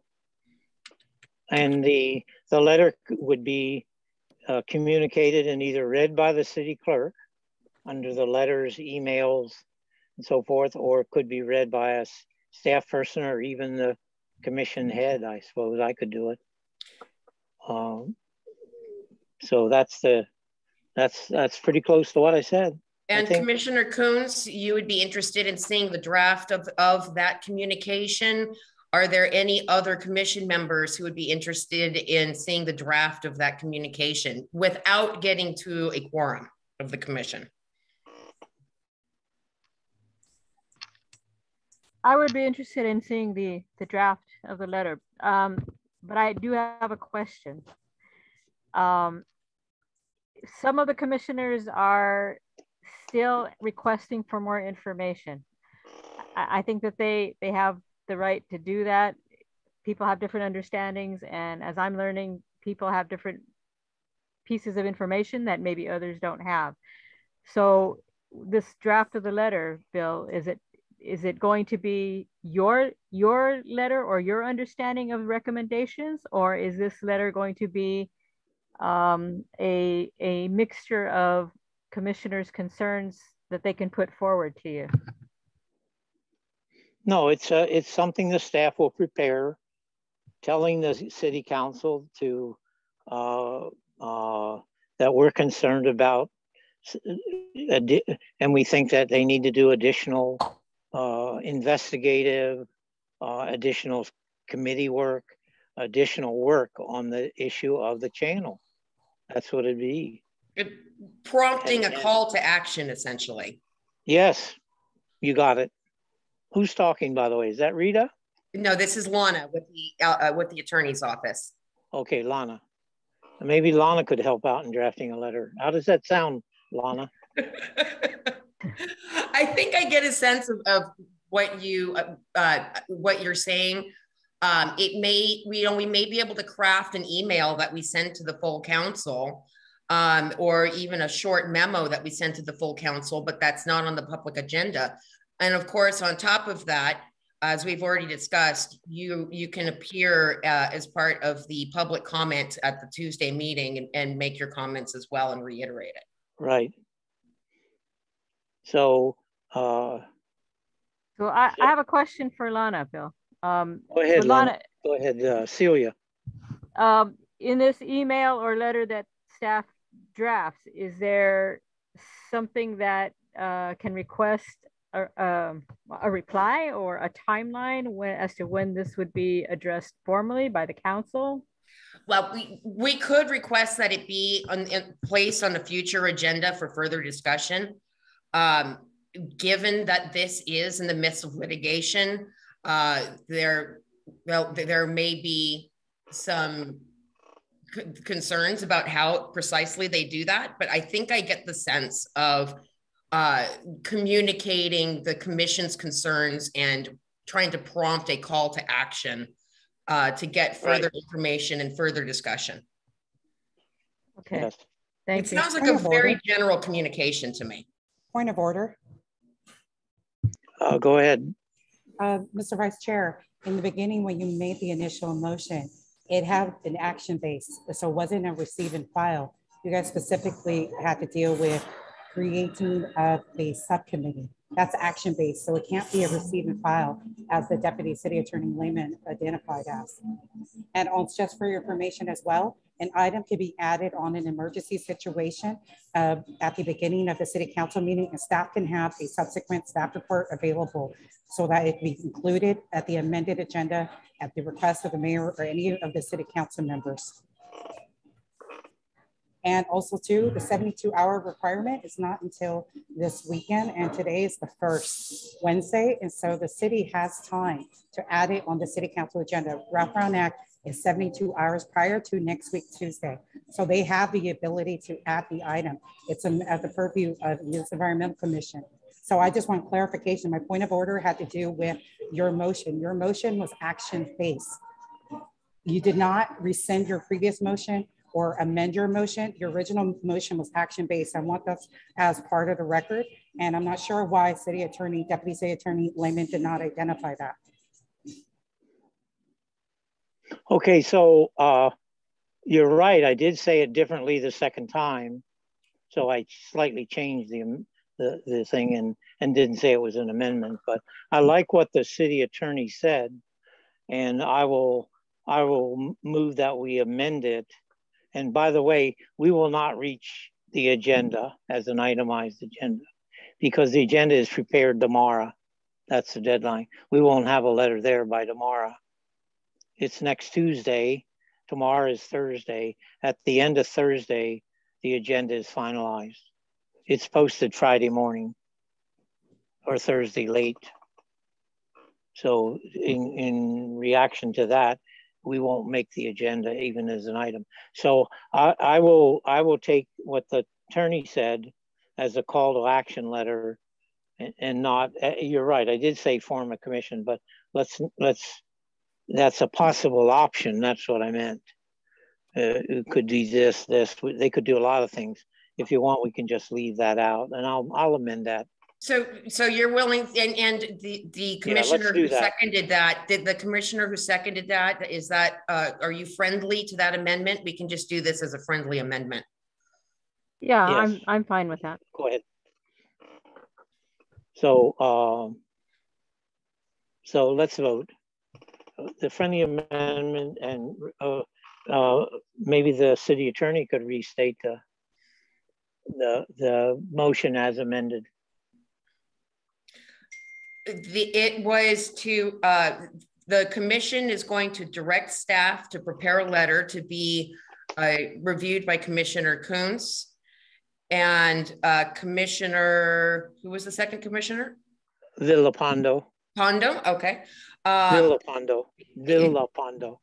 Villapando, sorry about that, I apologize. Yes. That would express the commission's concerns with respect to the status of this, this environmental condition, prompt them to further action, support their further action, possibly request further information, especially with respect to pursuing the long-term county program or plan. Yes, that sounds good. Commissioner Isaiah Payne would like to be a part of that review process, as previously stated. Which commissioner are you? I'm sorry. Isaiah Payne. Isaiah Payne. Okay, that's accepted to me. So it'll be the three of us, Celia, Isaiah Payne, and myself. Point of order.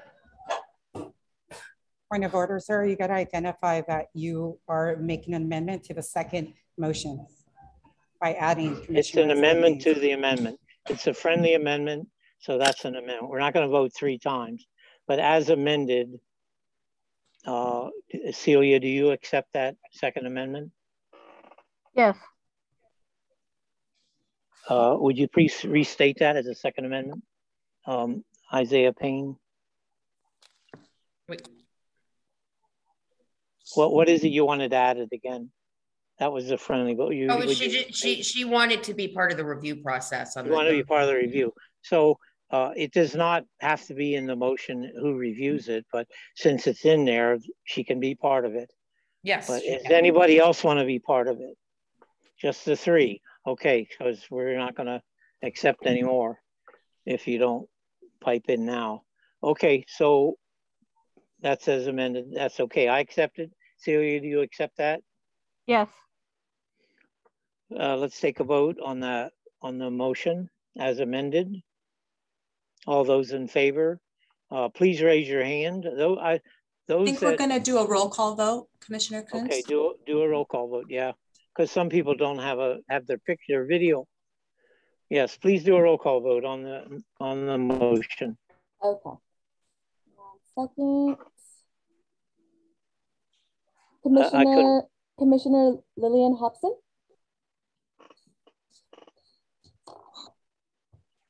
Everyone, please unmute so you can vote. Commissioner Lillian Hobson. Commissioner William Kunz. Aye. Yes, or whatever. You want me to say yes or aye? Yes, it's fine. Yes. Commissioner Freeman Watkins.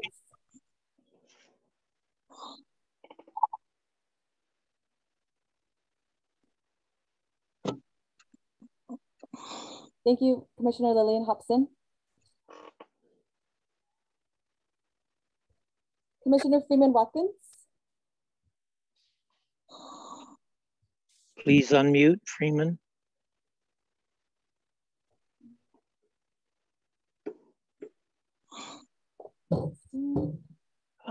Come back. Yes.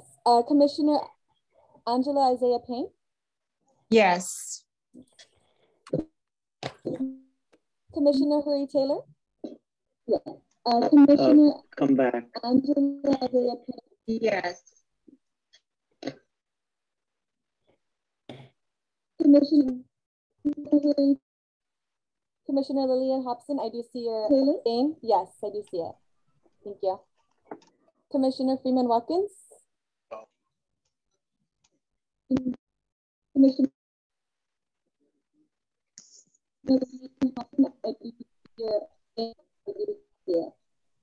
I think you're breaking up. Commissioner Freeman Watkins. Yes. Commissioner Hurry Taylor, I got a yes for you. Yes. Thank you. I think you're breaking up. So. Commissioner Hurry Taylor, I got a yes. Yes. Thank you.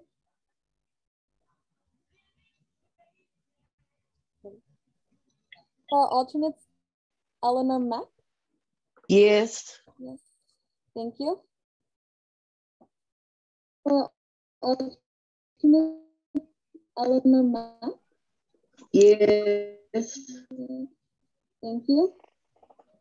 For alternate, Celia Pando? Yes. Sorry, yes, thank you.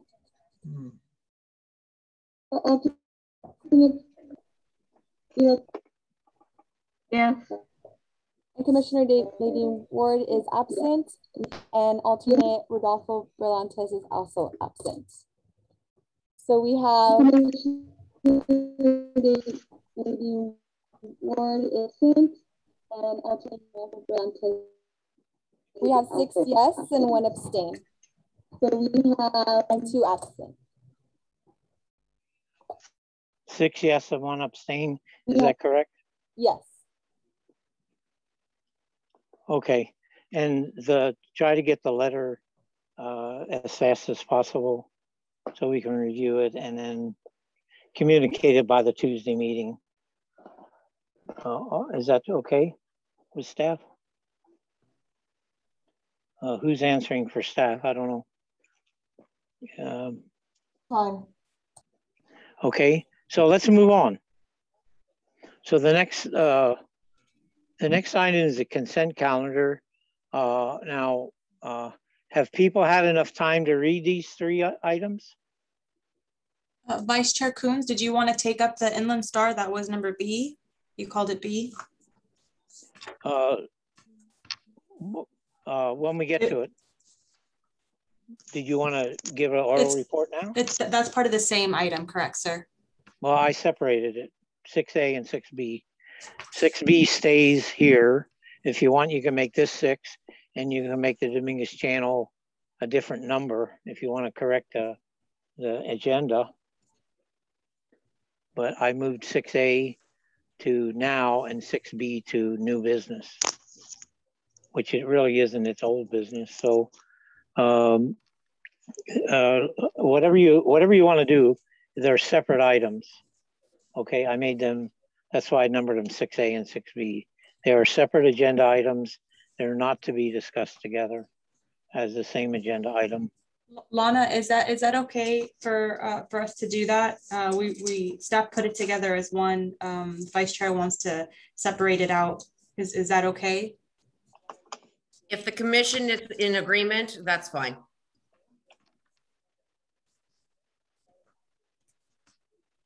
Point of order. Don't we have to have, excuse me, point of order, this Commissioner Taylor, don't we have to have a vote to modify the agenda? Yes, there should be a vote to reorder the agenda. Thank you. And I said it at the very beginning, if there is any objection, but if you feel we should take a vote, let's take a vote. Still have to vote. Let's take a vote. Point of order. Yes. Point of order, sir. When you, at 7:20 p.m., when you discussed after item 5, you discussed that item 6 was going to be split into 2 and heard one after the other. 6A was numbered as the Dominguez channel, and then afterwards would be 6B Inland Star. That was so that's not what I said, ma'am. I said 6A would be moved to now, and 6B would stay under new business. That's what I said. Well, you said that's what I remember. Maybe I need to go back and hear it again. But anyway, let's take a motion. I was not on, and I was not called in until most of the well into this meeting. So I'm not sure what happened early on. Okay, well, I'll move that we consider 6B and make that to item 6, and then we move the Dominguez channel and make that item 0 or 6A, whatever. We'll split them. That's what I thought I said, but let me restate it. I'll make a motion that we split Dominguez channel from Inland Star, make them a different itemized agenda items. We will move 6A, the Dominguez channel issue, before the consent calendar, and that we will keep 6B under new business, under the Inland Star. So I move that we do that. Is there a second? Second. Commissioner Taylor. Any discussion? Okay, let's vote. Take a roll call.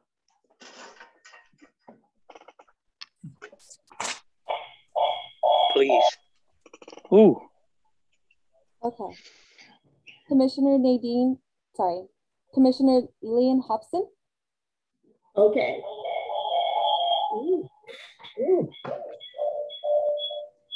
You have two items that are too close together. You're getting feedback. Okay, Commissioner William Coons, Yes. Commissioner Freeman Watkins, Commissioner Angela Isaiah Payne. Yes. Thank you. Commissioner Hurry Taylor, Yes. alternates Eleanor Mack,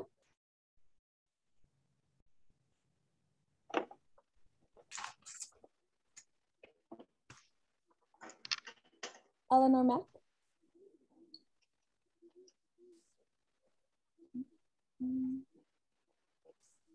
She's muted. Yes. thank you. Alternate Celia Villapenda. It was sitting on top of here when it was in the front row. I'm sorry, alternate Celia Villapenda. No.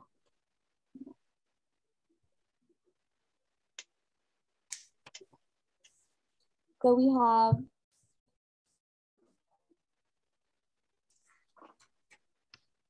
6 yeses and 1 no,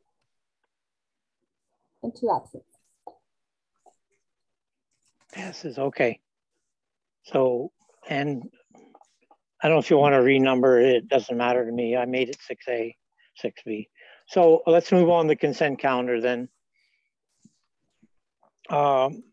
Since we haven't had much time to write or even just read or discuss these, the minutes, we could take time now, but we're already 8:39. I move we table all 3 items. Postpone till the next meeting of the consent items. I'll motion that. And is there a second? Commissioner Taylor, second. That's good. Any discussion? Seeing no discussion, let's vote.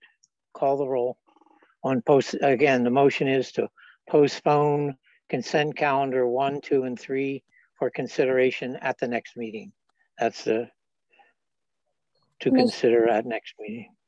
Commissioner Lillian Hobson.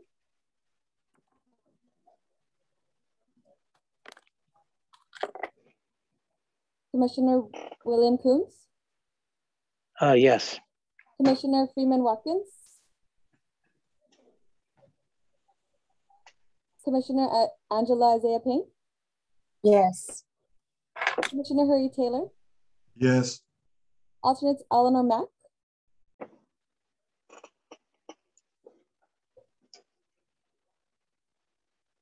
I agree.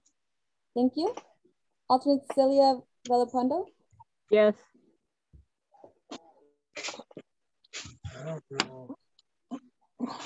Maybe I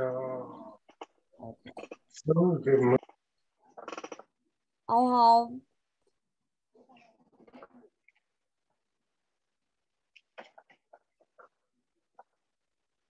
6 yeses. Point of order. Point of order, Go Vice ahead. Chair. Just clarification on the yes vote. There was nothing that was verbalized for Hobson. For what? For Hobson. There was nothing verbalized for her vote, but staff has already had the total count. If she's not able to speak, staff need to actually say it. Hopkins, did Hopkins vote? Hobson. Hobson. Okay. Yes, hold on, Anna. Did Hobson vote? She's shaking her head yes. She shook her head. She's having okay, so she shook her head, yes. But could we please get a verbal vote from Hopkins then? Mr. Vice Chair, point of order. I was just bringing it up to the attention in the event that the staff member, the commissioner cannot speak or verbalize, that the staff needs to reiterate it verbally. So it's part of the record. Okay. That's all. Okay. Thank you. Please get Hopkins to verbalize. She's shaking her head yes, so we're gonna put on the record that. Does she have verbal? Does she have an audio response? She can't verbally respond. She's shaking her head yes. Oh, okay. So we'll take that as a, and have, okay, so the count again total?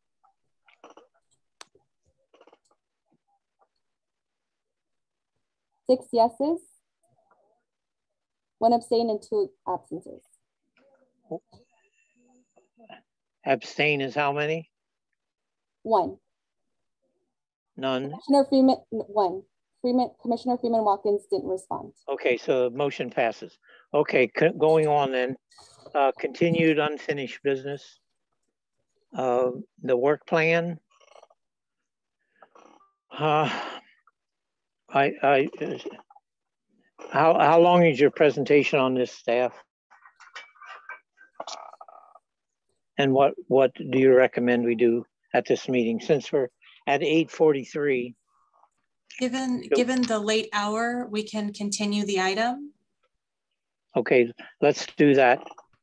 So I'll move to continue item 4. Is there a second?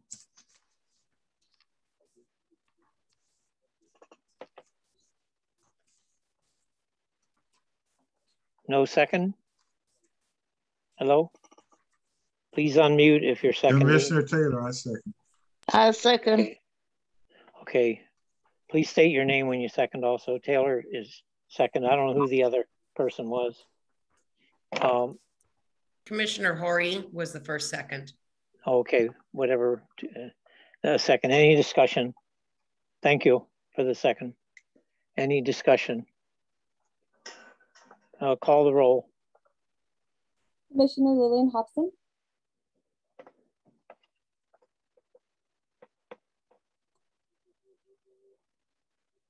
Commissioner William Coons. Yes. Commissioner Freeman Watkins.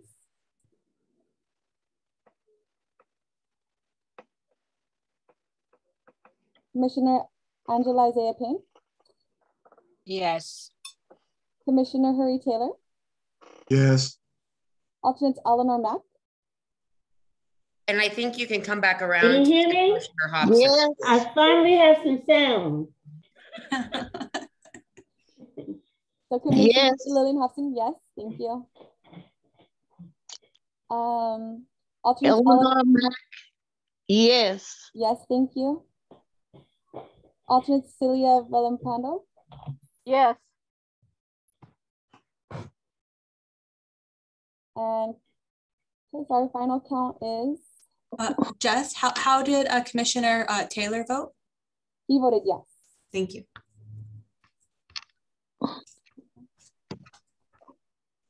I have 6 yeses, 1 abstain, and 2 absences. 1 abstain and how many noes? No noes, 1 abstain, and 2 absences. 0 noes and 6 yeses and 1 abstention. Is that correct? Yes. Point of order. Okay, who is the abstention? Commissioner Freeman Watkins. Okay, next item, presentation and training on the Brown Act. That's already going to, although we didn't motion it to happen, but that's going to be completed next week. I don't think we need to move that. That's continued next because they're not available. So continue next meeting, or as she's available to do it next meeting. We already, I did that by my decision. Don't think that needs a motion. Am I correct, staff? No, we just tabled it. That's all. We tabled it till next meeting. Yeah, next meeting. And okay, the Inland Star staff report on that. 6B. Sure. At the last, this is Rita, City of Carson. At the last meeting of the Environmental Commission, the item about the Inland Star had come up. Staff was not familiar with it at the time, so we reached out to the prior staff group that staffed the Environmental Commission, mostly the planning department. So we reached out to planning. We received an email from them stating that the Planning Commission had actually emailed the commission a copy of an inspection report that that was conducted by the LA County Fire Department, along with the formal response from the Director of Community Development back on March 23rd of 2020. And so all the information they have was provided to the Environmental Commission at the time. I don't think it's the same body. There might be a couple of individuals that were part of that initial email. So what staff can do is we can recirculate, or I will send out a copy of that inspection report to the new commission, along with that letter from the planning director to the new Environmental Commission for review. Okay, and so that was an email, as my understanding was, not a final report from the city attorney who was reviewing it for possible redactions and other things. The one thing that they redacted from the report that was conducted by the LA County Fire Department was an account number, and so that was redacted, and then that was sent off to the commission members at that time. There was also a list of materials that were on the site, a link to a list of all the materials that were there. So I can recirculate that to the commission. Yeah, let's do that. We should, there was an issue with the ordinance too. What that was discussed in the email that went out. Yeah. Was that ordinance ever fixed? I don't have the details for all of those things, but what I can do is. So could we have a complete, sorry to interrupt, but could we get some kind of summary from Saeed, Nassef, or whoever's doing it or did it? Saeed was the main person involved, I believe. A summary of so we can receive and file or put it to bed.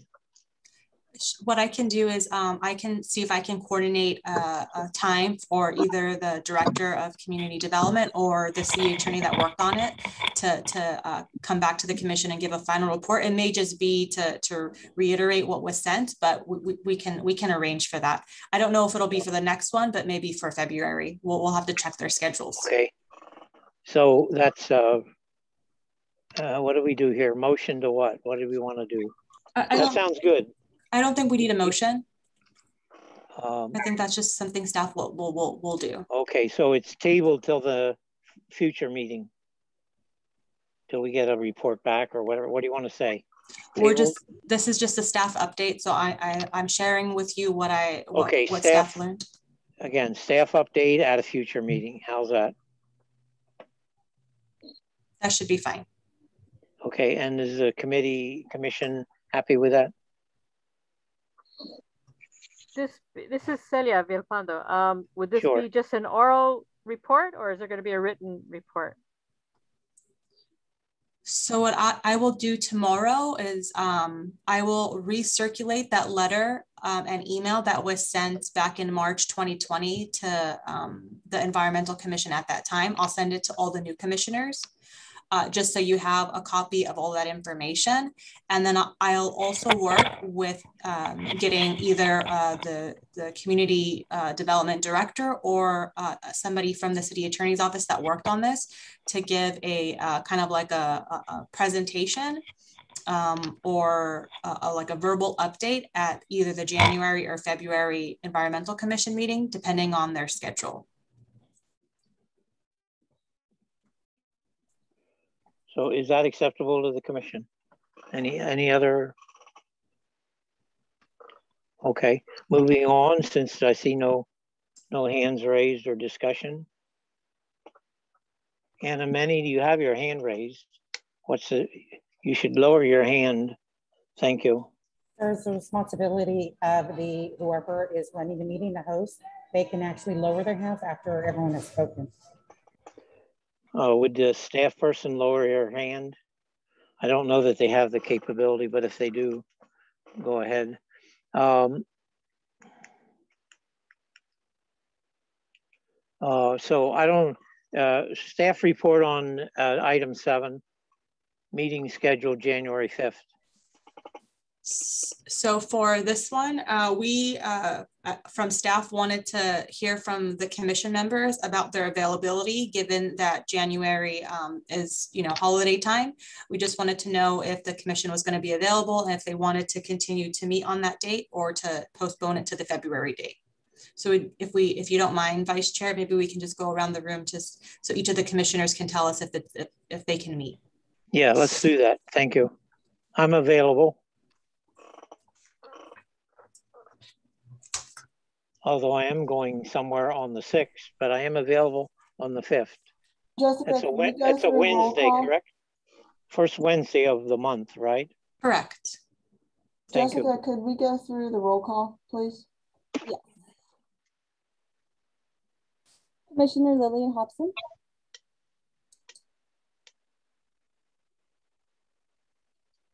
Please unmute. Please have everyone on mute. Commissioner Lillian Hobson.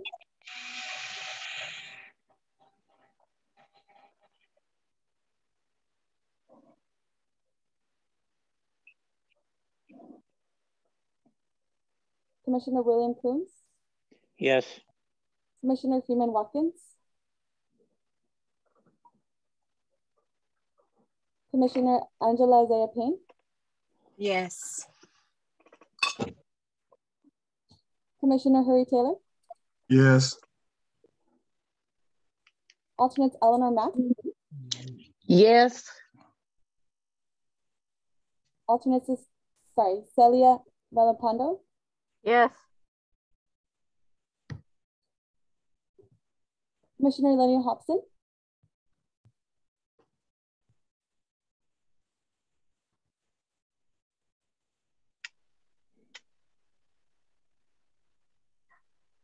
Okay.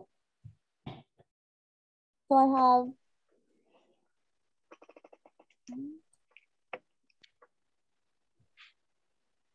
have 5 yeses and 2 abstains and 2 absent.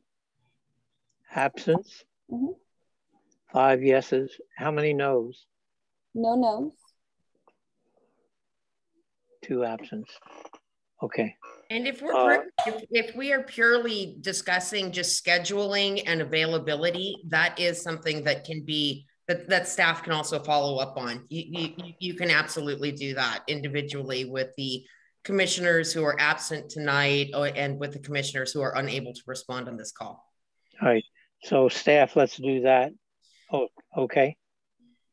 We'll call do. each of those commissioners that aren't there, commissioners who are absent, others, the alternates, and verify they can make it or not.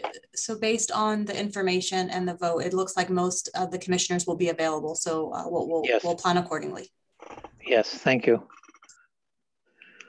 Okay, do we have any oral communications for non-listed agenda items? Any hands raised? Seeing none. Oh, I see Yvette. how about Yvette E? You're on. Thank you.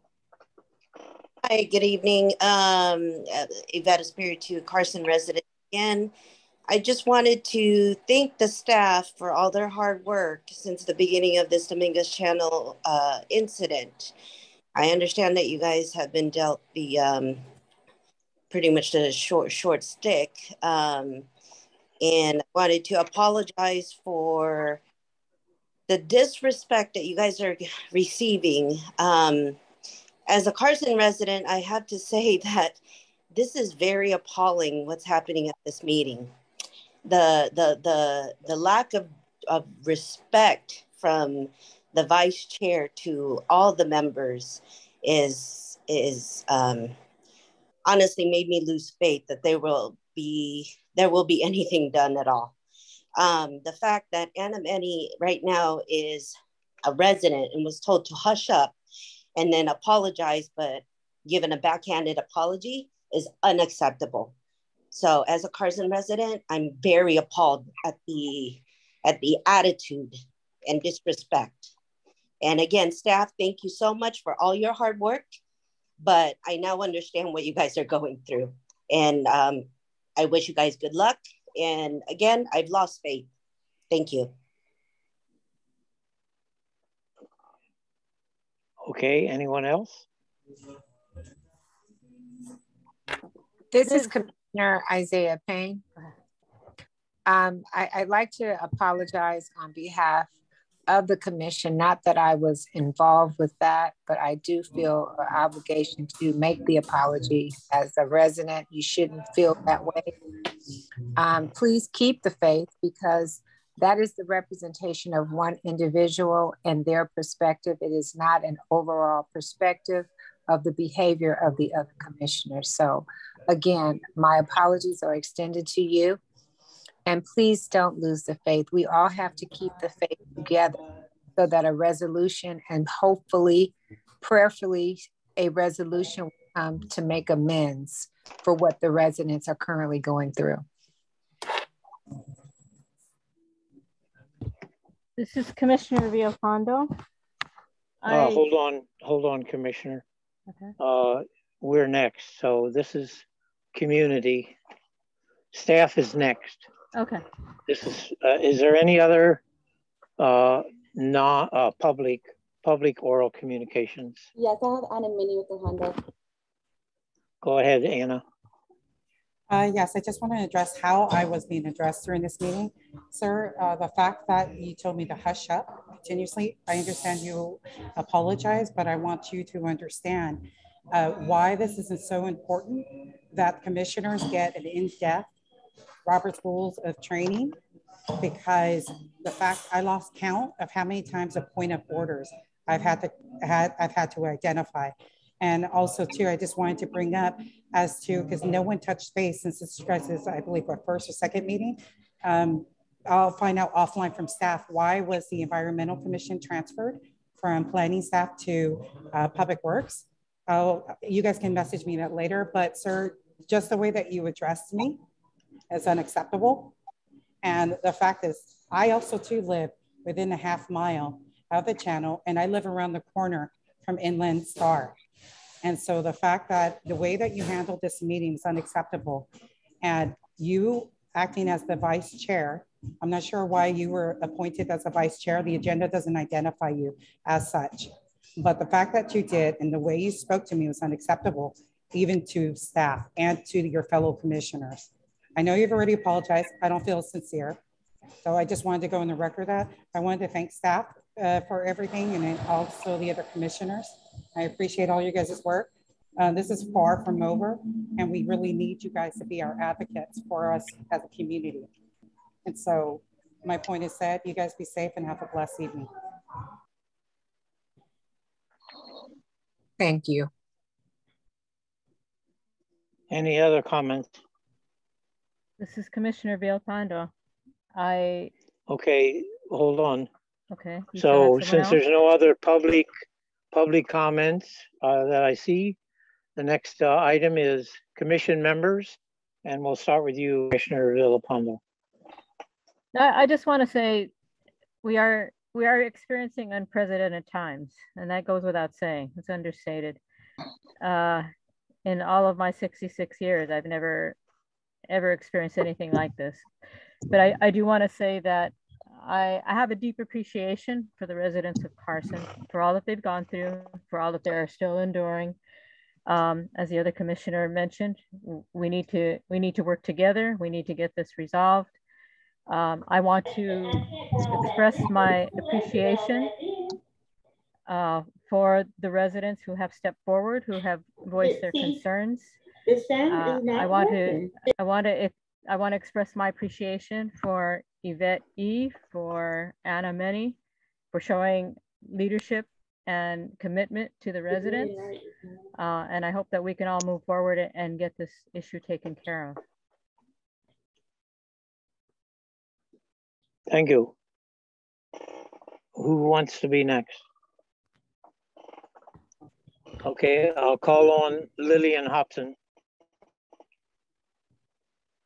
Lillian Hobson, you're next. Any comments? Hello? Are you there? Yes, hello? Okay, we'll come back to you, Lillian. Next one is Freeman Watkins. You're next. Any comments? Please unmute.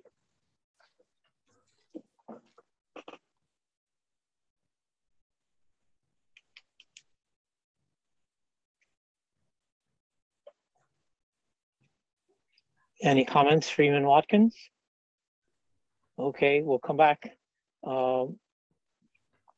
Staff, please, who's the next one? Angela Isaiah Payne. How about you next? Have a great evening, everyone. Thank you to the staff and to my fellow commissioners. Be safe and Godspeed. Thank you. How about Ori Taylor? Well, for sake of expediency, no comment. Everybody have a nice evening. Looking forward to working with you. Thank you. And now we'll go back, staff, go back to the two that were, oh, Eleanor Mack, I forgot her. Eleanor Mack, you're next.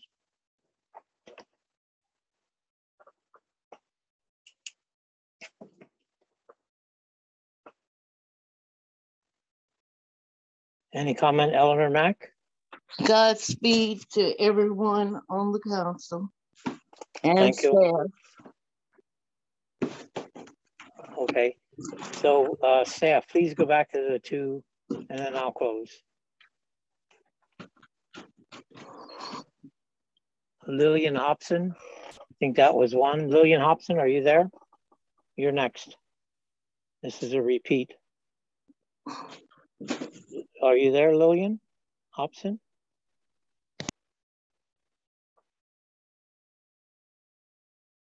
Okay, then Freeman Watkins. No response from Lillian Hopkins. Then the last one would be myself and Freeman Watkins. Are you there?